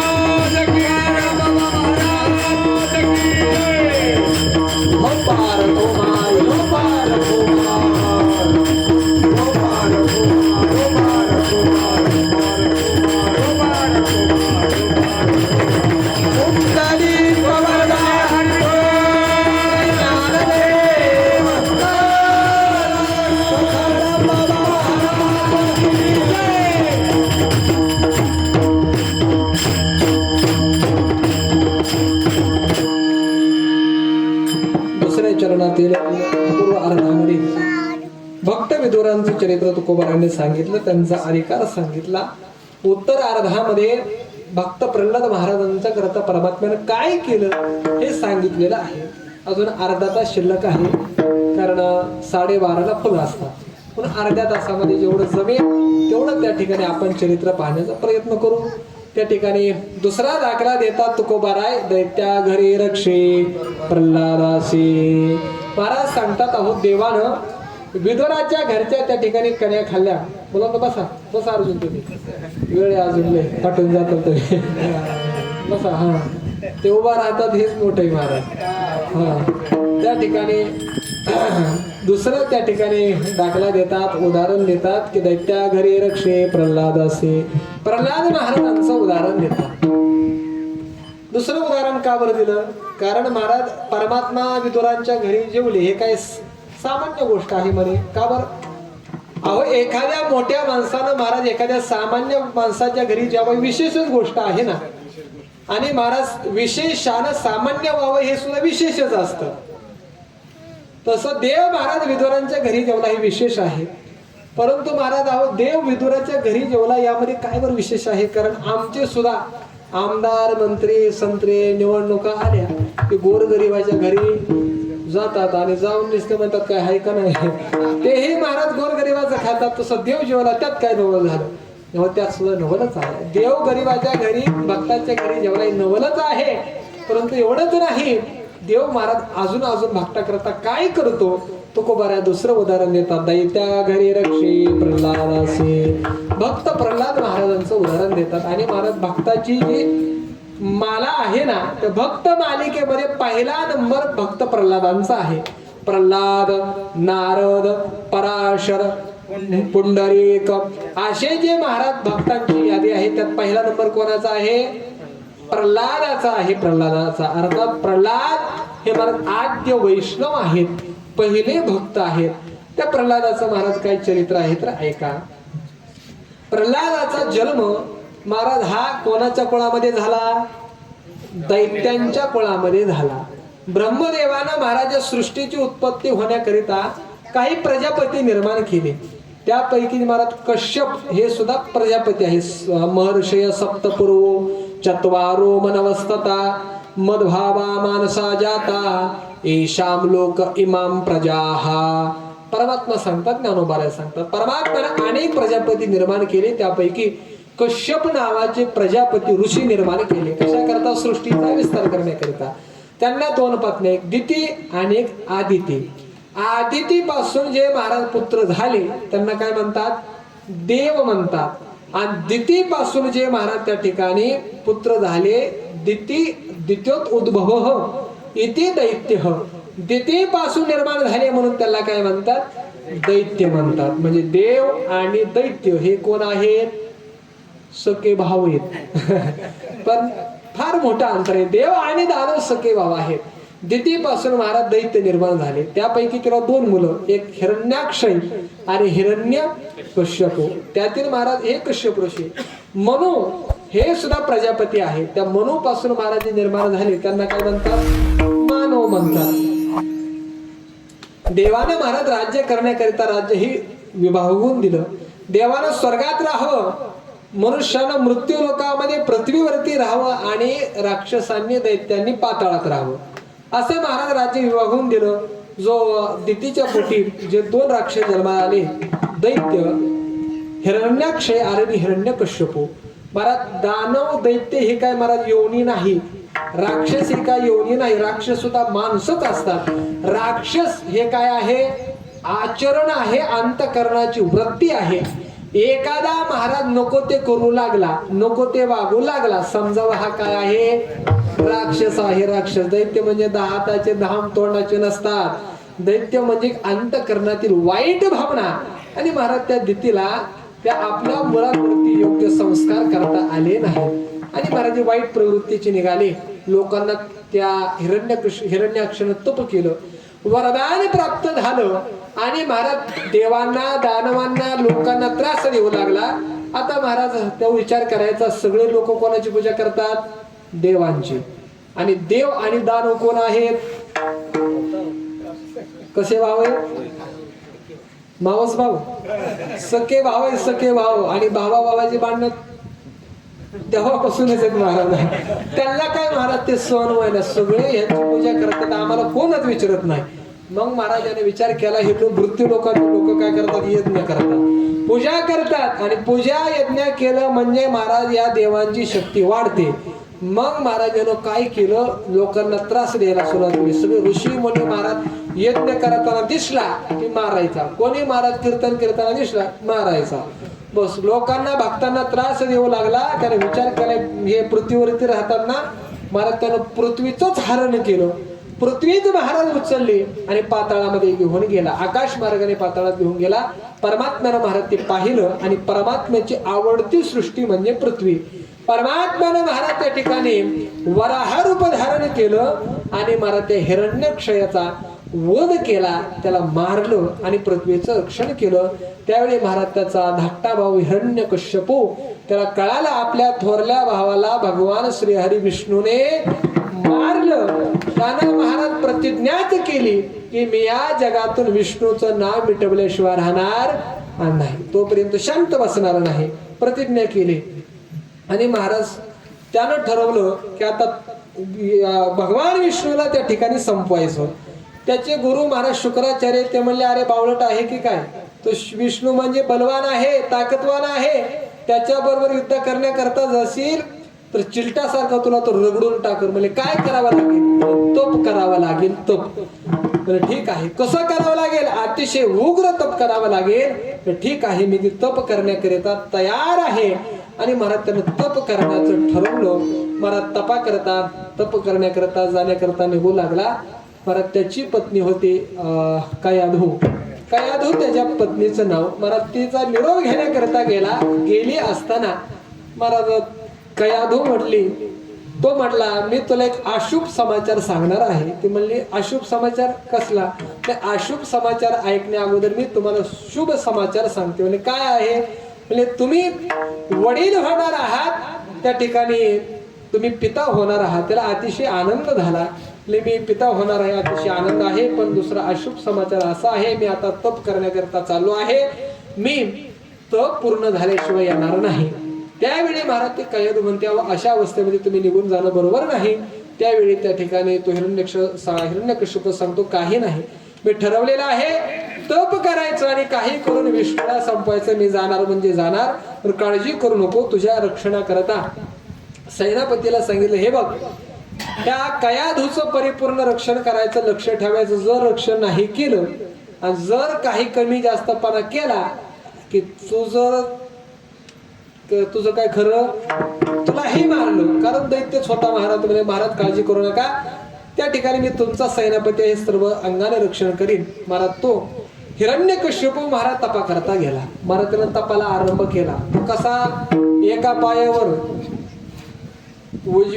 डाव्या पायाच्या महाराज अंगठ्यावर उभा राहून महाराज तप करायला सुरुवात केली. कशावर? अंगठ्यावर असं अतिशय महाराज उग्र तप करायला सुरुवात केली. आणि महाराज एखादा मनुष्य जर तप करू लागला तर महाराज इंद्रदेवाच्या आपोआप पोटात दुखतं. इंद्रदेवानं महाराज संकट टाकलं, अनेक प्रकारचे विघ्न केलं, परंतु महाराज शुक्राचार्यांनी त्या ठिकाणी अनुष्ठान केलं होतं. त्यांनी त्यांच्या तपाच्या द्वारा त्याला महाराज विघ्न महाराज करून दिलं नाही.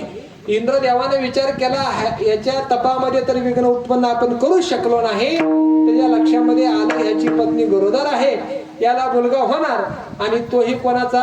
हिरण्यकश्यपूचा. म्हणजे ह्याच्यासारखाच असणार ना, बाप जैसा बेटा, ह्याच्यासारखाच तो असणार, आपल्याला त्रास देणार. मग आपण काय करू? म्हणजे ह्याचा पत्नीलाच मारू. म्हणजे दोन्ही महाराज या ठिकाणी, मुलगा नाही पत्नी नाही. महाराज तो पाताळामध्ये गेला, सगळ्या महाराज राक्षसांचा वध केला. आणि महाराज त्या हिरण्यकश्यपूच्या महाराज त्या ठिकाणी पत्नीला कयाधूला महाराज त्यानं त्याचं हरण केलं. आणि महाराज तिला मारण्याकरिता घेऊन चालला. आणि महाराज जात असताना अवकाश मार्गामध्ये नारद महाराज त्या ठिकाणी महाराज भेटले. नारायण नारायण. नारद महाराज भेटल्यानंतर महाराज तो थोडासा लाजला. लाजल्यानंतर नारद, अरे इंद्रा, हे काय करत आहे? तू देव आहे, तुला शोभतं का? त्या ठिकाणी इंद्र म्हणला, महाराज मी काही हरण केलं नाही. हिरण्यकश्यपूची पत्नी आहे, गरोदर आहे, आणि हिच्या पोटी असाच राक्षस जन्माला येईन, आपल्याला त्रास देऊन हिला मारायचंय. नारद म्हणले, अरे मूर्खा, हिच्या पोटी राक्षस नाही, भगवत भक्त जन्माला येणारा, हिला सोड. महाराज त्या ठिकाणी आता नारद होते. महाराज त्या ठिकाणी नारदांच्या शब्दावर इंद्राचा विश्वास, हिरण्य त्या ठिकाणी कयाधूला सोडतो आणि महाराज निघून जातो. त्या ठिकाणी कयाधू त्या ठिकाणी विचार करते, महाराज आता आमचं राज्यामध्ये कोणीही शिल्लक राहिलं नाही, इंद्रानं सगळ्यांना मारलं, मी आता जाऊ कुठं? त्यावेळी नारद महाराज म्हणतात, काळजी करू नको मुली, माझ्या आश्रमामध्ये चल. त्या कयाधूला महाराज नारद महर्षी त्यांच्या आश्रमामध्ये घेऊन जातात. कारण त्या अवतारामध्ये त्या काळामध्ये नारदांना शाप नव्हता. नंतर प्रजापती दक्षांना महाराज शाप दिला, तुम्ही एका जागेवर राहू शकणार. तेव्हापासून नारदांनी आश्रमाला टाळा लावला. त्याच्या अगोदर महाराज नारदांचा आश्रम होता. कुठं होता माहिती का तुम्हाला? तो महाराज नरसिंहपूर जे आपला आहे ना, टेंभुर्णीच्या खाली, ते महाराज नारदांच्या आश्रमाची जागा. आणि त्याच ठिकाणी भक्त प्रल्हादांचा जन्म झालेला आहे. आता जे नरसिंहपूर आहे तिथं त्या ठिकाणी महाराज नारदांचा आश्रम, भीमा नीराच्या तटावरती. नारद महाराज त्या ठिकाणी त्या कयाधूला घेऊन आले. आता महाराज तो नारदांचा आश्रम होता. नारदांनी महाराज जेवढे काही घेतलेले महाराज कार्यक्रम होते ते सगळेच रद्द केले. आता कीर्तनाला बाहेर जायचं नाही, कारण त्या काळामध्ये महाराज फेमस कीर्तनकार, प्रसिद्ध कीर्तनकार म्हणजे कोण? नारद महाराज एकटेच कीर्तनकार होते महाराज. मग काय मला बोलायचं काम नव्हतं. महाराज सगळे कार्यक्रम रद्द केले आणि अहोरात्र महाराज त्या आश्रमामध्ये भजन पूजन महाराज ते त्या ठिकाणी कयदूच्या कानावर पडू लागले. त्याचे संस्कार कोणावर झाले? आईच्या उदरामध्ये असताना महाराज त्या बाळावरती म्हणजे प्रल्हाद महाराजांवरती झाले. आणि महाराज गर्भामध्ये जे संस्कार होतात ना ते महाराज बिंबले जातात. म्हणून मातीवरती महाराज फार जबाबदारी असते. आपल्या देशामध्ये जे काही महाराज शूरवीर झाले त्यांच्या माता सुद्धा महाराज तशाच शूरवीर होत्या आणि त्यांनी संस्कार सुद्धा तसेच केले होते. तुम्ही छत्रपती शिवाजी राजांचं चरित्र पहा. जिजाऊ मातेनं महाराज गर्भातही संस्कार तसेच केले आणि महाराज जन्माला आल्यावर सुद्धा तसे संस्कार केले. म्हणून महाराज असे घडले. नाहीतर महाराज असे कशाला घडले असते? आई तशा होत्या. जे काही महाराज शूरवीर झाले त्यांच्या माता शूर होत्या. महाराज ते संस्कार गर्भामध्ये प्रल्हाद महाराजांवरती झाले आणि गर्भामध्येच असताना ओम नमो भगवते वासुदेवाय प्रल्हादाने महाराज जप सुरू केला. इकडं महाराज हिरण्यकश्यपूचं तप पूर्ण झालं. ब्रह्मदेव प्रसन्न झाले. काय पाहिजे ते वर मागून घे. त्यावेळी महाराज तो हिरण्यकश्यपू म्हटला, देवा मला अमर करा अमर. आपलं ब्रह्मदेव हसले. अरे म्हटले मीच अमर नाही, मीच मरणार आहे. तुला कुठं अमर करू? अरे म्हणजे तुम्ही मरणार आहे म्हणतो तो विष्णू आणि महादेव कसे अमर आहेत? ते का मरत नाहीत? अरे म्हटले त्यांचा जन्मच नाही तर ते मरणारे कसे करा? जन्म म्हटलं की मरण आहे. तुझा जन्म माझा सुद्धा जन्म आहे म्हणून मी सुद्धा मरतो. त्यामुळे मी तुला अमर करू शकत नाही. माझ्यात काही ताकद नाही. दुसरं काही माग. तुम्हाला ठीक आहे. महाराज त्यानं विचार केला. तुम्हाला हे बघा, मला दिवसा नको रात्री नको, मला दिवसाही मरण नको रात्रीही मरण नको. ब्रह्मदेव म्हणले तथा असतो. सजीवाकडून नको निर्जीवाकडून नको. ब्रह्मदेव म्हणले तथा असतो. देवाकडून नको, मानवाकडून नको, पशुकडून नको, पक्षाकडून नको, गंधर्वाकडून नको, सर्पाकडून नको, तथा असतो. वर नको, खाली नको, शस्त्राने नको, आसराने नको. ब्रह्मदेव म्हणले तथा असतो. तो हिरण्यकश्यपू हसू लागला. म्हणजे 4 डोके आहेत पण एका डोक्यात सुद्धा बुद्धी दिसत नाही. अरे अमर होणं एकच मी मागितलं, तथा असतो म्हणायचं. मागून मागून हे मागितलं सुद्धा, हे सुद्धा तेच वरदान आहे. महाराज त्याला अभिमान झाला की आता मी अमर झालेलो आहे. आणि त्यानं ठरवलं चला आता विष्णूवरती चाल करून जायचं आणि विष्णूला संपवायचं. अगोदर मला घरी जाऊन घरची परिस्थिती पाहू. महाराज घरी पातळात आला. पाहिलं तर सगळं नष्ट झालेलं. याचे एक सेनापती होता. त्याला विचारलं झालं काय? मला इंद्रानं स्वारी केली, इंद्रानं सगळ्यांचा नाश केला, तुमच्या पत्नीला कयाधूचं हरण करून निघून गेला. महाराज त्यानं गर्जनात केली, इंद्रा सावध हो, आलो. महाराज स्वर्गावरती त्यानं आक्रमण केलं. सगळ्या देवांना परास्त केलं. देवांनी ठरवलं याला वरदान प्राप्त आहे, आपण काय करू शकत. सगळ्यांनी शस्त्रास्त्र खाली ठेवले.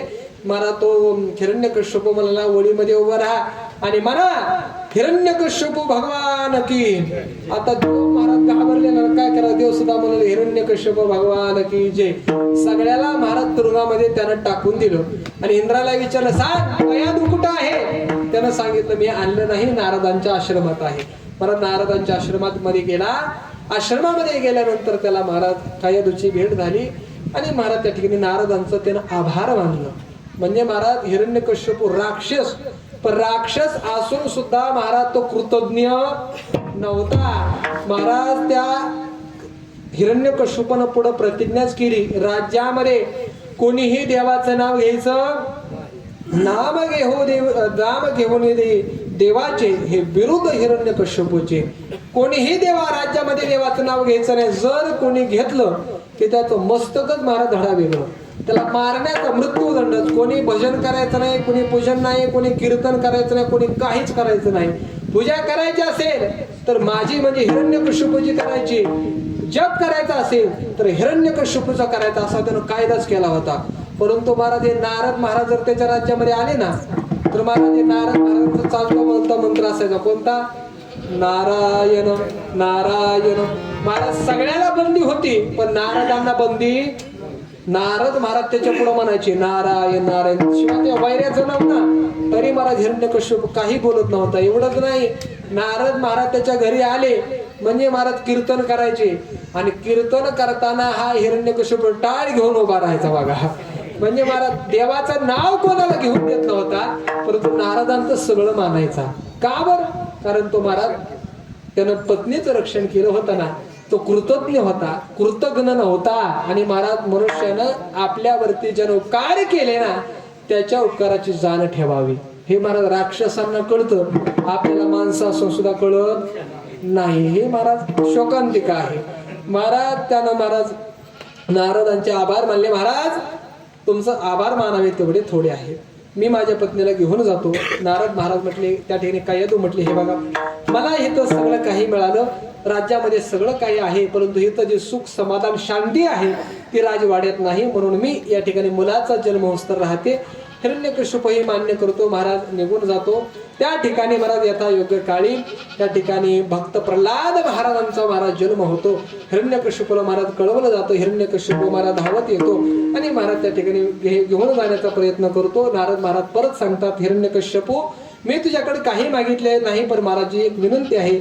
माझ्या या आश्रमामध्ये पहिल्यांदा त्या लहान बाळकाचा आवाज गुंजत आहे, कारण मी म्हणजे काय म्हणजे मागणं पुढं फुफुटा उड म्हणे, मी संन्यासी, मला कुठं लेकरं बाळ म्हणे, असा लहान बाळक माझ्या पहिल्यांदाच आश्रमात आलेला आहे, याला एवढं राहू दे, काही दिवसापर्यंत राहू दे. तो म्हटला, हे बघा नारद महाराज मी याला इथं ठेवतो, परंतु एका अटीवर. म्हणजे काय अटी आहे? याच्या पुढं तुम्ही विष्णूचं नाव घ्यायचं नाही. तुम्ही विष्णू हे नाव, विष्णूचं नाव घ्यायचं नाही. नारद महाराज हुशार म्हणजे, ठीक आहे मी तुझ्या पोरापुढे विष्णू हे नाव घेणार नाही. दिलं शब्द ना. आता नारद महाराज चालता चालता महाराज त्याला गेम केली, पण त्याला कळली नाही. काय म्हणले नारद, विष्णू हे नाव घेणार. नारद महाराज विष्णूचं नाव घेत, म्हणजे विष्णू हे नाव घेत होते का बरं? ते काय म्हणायचे? नारायण नारायण. आणि त्याचा मंत्र होता ओम नमो भगवते वासुदेवाय. म्हणजे ठीक आहे. आणि मग काय महाराज नारदांनी त्याच्यावर संस्कार केले, त्याला मंत्र दिला ओम नमो भगवते वासुदेवाय.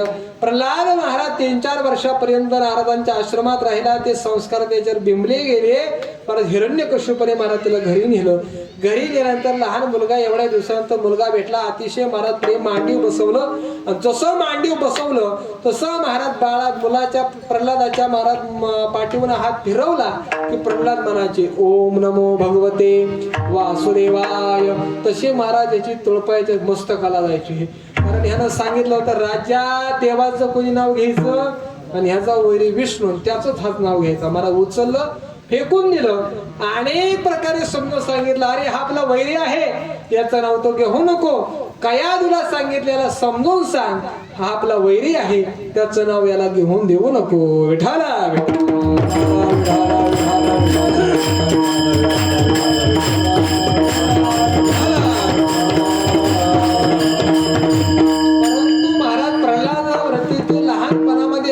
संस्कार आणि ते काय महाराज संस्कार मिटेला. शेवटी बाकीच्यांना सांगितलं, महाराज काळजी करू नका, लहान आहे. आणि लहानपणामध्ये पोरं काय देवदेव करायला लागले म्हणजे मोठ्यापणामध्ये का तसे टिकतात असं नाही. म्हणजे महाराज लहानपणामध्ये काही जण लागतात, परंतु महाराज ते परत विसरून जातात, बदल होतो. म्हणून महाराज शक्यतो महाराज 10वी 12 11 9वी 10वीच्या वर्गात गेल्यानंतर मुलांना महाराज आळंदी पंढरपूरला पाठवलं पाहिजे. आमच्या गुरुवरेंना माऊली हे कोणी असतील महाराज, त्यांना म्हणले आमच्या संस्थेचा नियमच आहे महाराज 10वी 12वीच्या पुढेच घेतात. का बरं? लहानपणामध्ये महाराज विचार करण्याची ताकद नसते. ते महाराज कला अवगत होते परंतु विचार नसतो, त्यामुळे पुढे जाऊन ते महाराज नास्तिक होतात. मी माझं उदाहरण तुम्हाला सांगतो. माझ्या बरोबर 80 मुलं होती. किती? 80. त्या 80 मुलांना माळकरी एकटाच राहिलो. बाकीचे महाराज कोंबड्या कुत्र खाऊ लागले. काय काय जण तर महाराज कोर्टामध्ये केस झाल्या तुरुंगात गेले. एकही महाराज राहिला नाही. माझ्यापेक्षा हुशार होते महाराज. कोणी कीर्तनात चाली म्हणायचं, मी सगळ्यात ढ होतो, पण शेवटी टिकून राहिलो बघा. म्हणजे महाराज लहानपणी महाराज विचार बिमले म्हणून तरुणपणा टिकतील असं नाही. आणि टिकले तर महाराज त्याचं काय असतं ते प्रारब्ध असतं. म्हणजे महाराज काळजी करू नका, लहान आहे, बदल होईल. पण महाराज ते काय भक्त प्रल्हादच महाराज संस्कार झालेले. काही महाराज त्या ठिकाणी विचार सुटेना. शेवटी म्हणले हे काय करू, याला शाळेमध्ये पाठवू. बरं शाळेमध्ये पाठवलं. शुक्राचार्यांची शाळा, दैत्य गुरु आणि महाराज त्यांचे पुत्र षण्ड आणि अमर्क ते शिक्षक. त्यांना सांगितलेलं आसुरी संस्कार द्या. आसुरी संस्कार म्हणजे काय? हाना मारा तोडा एवढंच महाराज शिकवायचं. आणि केलं महाराज शिकवायला सुरुवात, हाना मारा तोडा. ते प्रल्हाद महाराज म्हणायचे, हे बघा बाकीच्या विद्यार्थ्यांना सांगायचे हाना मारा तोडा हे काही चांगलं नाही. अरे हाणायचं नसतं, मारायचं नसतं, अहिंसावादी या ठिकाणी जीवन जगायचं असतं. प्रल्हाद महाराज मात्र उलट शिकवू लागले. आणि महाराज सर्व राज्यामध्ये मंदिर कोणाची? हिरण्यकश्यपूची. त्या ठिकाणी महाराज एक मंदिर कोणाचं? हिरण्यकश्यपूचं. सकाळी सकाळी प्रार्थना कोणाची व्हायची? हिरण्यकश्यपूची. प्रल्हाद महाराजांनी पाहिलं, अरे म्हणले हे तर आमचे पप्पा आहेत आणि यांची पूजा, अरे तर राजा आहे पण ईश्वर मात्र नाही. ते मुलं म्हणू लागले असं नाही, प्रल्हादजी हे आपले देवच आहेत. प्रल्हाद म्हणले ठीक आहे, तुमचा देव आहे ना, देवामध्ये ताकद असते ना. एक झाडाची फांदी तोडली सांगितलं, मग तुमच्या देवामध्ये ताकद आहे तर तुमच्या देवाला ही झाडाची फांदी चिटकवायला लावा. त्या मुलाने महाराज हिरण्यकश्यपूच्या पुतळ्याला प्रार्थना केली, पण काय झाडाची फांदी चिकटली नाही. प्रल्हादजी जवळ गेले, फांदी घेतली, देवाचं स्मरण केलं आणि महाराज फांदी चिकटली गेली. तर मुलांना सुद्धा कळालं, अरे ईश्वर हा हिरण्यकश्यप नसून भगवान विष्णू आहेत. त्यांनी सुद्धा महाराज देवाचं स्मरण करायला सुरुवात केली. ते महाराज ऋषी घाबरले. आता म्हणले काय करावं?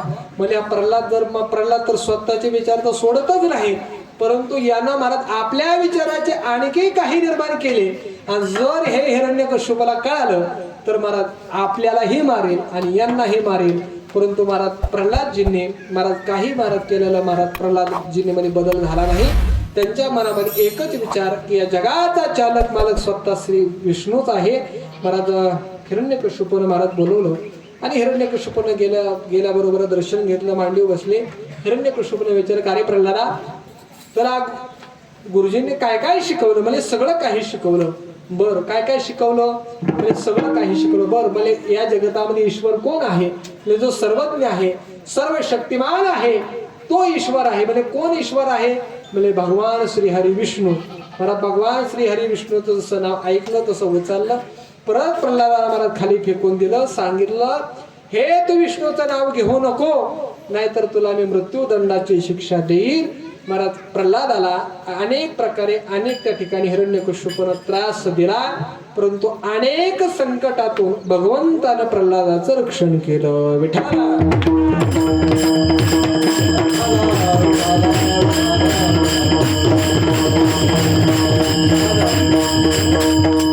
अनेक प्रकारे महाराज देवानं प्रल्हाद महाराजांचं रक्षण केलं. कशा कशापासून? प्रल्हाद रक्षला अग्नी शस्त्रापासून ज्वाळा.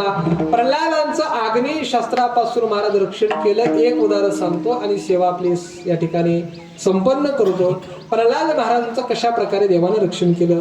हिरण्यकश्यपूने सांगितलं, प्रल्हादा त्या विष्णूचा विचार तू डोक्यामधून सोड. परंतु प्रल्हादजी महाराज काही केलेलं परमात्म्याचं नाव घेण्याचं सोडत नाहीत. अहोरात्र ओम नमो भगवते वासुदेवाय. महाराज त्या ठिकाणी हिरण्यकश्यपूने महाराज सैनिकांना सांगितलं, हे बघा तलवारी घ्या आणि महाराज सर्वांनी मिळून 5-25 जणांनी मिळून सर्वांनी एकदाच काय करा, रे प्रल्हादावरती त्या ठिकाणी प्रहार करा आणि याचे तुकडे तुकडे करा. जर तुम्ही माझ्या देखत याचे तुकडे केले नाहीत तर मी तुमचे तुकडे केल्याशिवाय राहणार नाही. तर राजाची आज्ञा. महाराज चारही बाजूने 4 असे 5-25 जण महाराज सैनिक उभा राहिले, हातामध्ये तलवार घेतली आणि महाराज सर्वांनी मिळून एकदाच प्रहार केला. परंतु परिणाम असा झाला की तलवारी महाराज प्रल्हाद महाराजांच्या अंगावरती पडल्या, परंतु अंगाला खरचटलं सुद्धा नाही. प्रल्हादजी महाराज परमात्म्याचं नाम घेण्यामध्ये दंग. ओम नमो भगवते वासुदेवाय. महाराज ते महाराज सैनिक थकले, परंतु प्रल्हादांच्या केसाला देखील धक्का लागला नाही. हिरण्यकश्यपूने पाहिलं आणि महाराज रागवले आणि रागवून सांगितलं, प्रल्हादा जा, तू चालतो हो, या राज्यामध्ये तू राहायचं नाही. आणि जो कोणी या प्रल्हादाला आश्रय देईल, अन्न देईल, पाणी देईल, त्याला मी मृत्यूदंड शिक्षा देईल, असं महाराज त्या हिरण्यकश्यपूने सांगितलं आणि प्रल्हादाला राज्याच्या बाहेर काढलं. आणखी कशा कशा प्रकारे भगवान परमात्म्याने महाराज प्रल्हाद महाराजांचं रक्षण केलं. म्हणून तुकोबाराय सांगतात, दैत्या घरी रक्षी दैत्या घरी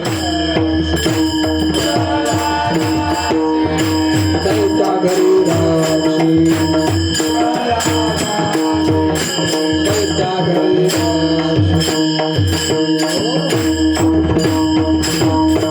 म्हणून अशा प्रकारे देवाने अनेक संकटातून भगवान परमात्म्याने भक्त प्रल्हाद महाराजांचं रक्षण केलं. म्हणून तुकोबाराय दुसऱ्या चरणामध्ये परमात्मा हा किती भक्त वत्सल आहे, भक्तांवरती कशा प्रकारे प्रेम करतो, भक्तांचं कशा प्रकारे त्या ठिकाणी रक्षण करतो हे सांगत असताना दुसरं उदाहरण दिलं भक्त प्रल्हाद महाराजांचं. दैत्या घरी रक्षे प्रल्हादासी. आणि आता इथून पुढचे जे महाराज उदाहरण आहेत ते महाराज कलियुगातील संतांचे आहेत. त्यांचं नुसतं रक्षणच केलं नाही देवानं, तर महाराज देव त्यांच्या सोबत कशा कशा प्रकारे काम करू लागला या पूर्व त्या ठिकाणी बाकीच्या सर्व त्या ठिकाणी 11 चरणामध्ये तुकोबाराने अनेक संतांचे उदाहरण दिलेले आहेत. पुढच्या चरणामध्ये संत रोहिदास महाराजांचं आणि संत कबीर महाराजांचं उदाहरण आहे. ते आता आपण पुढच्या कीर्तनामध्ये ज्यावेळी या ठिकाणी कीर्तन सेवा असेल त्या कीर्तन सेवेमध्ये आपण रोहिदास महाराज आणि संत कबीर महाराजांचं चरित्र पाहूया. आता आपली वेळ या ठिकाणी झालेली आहे.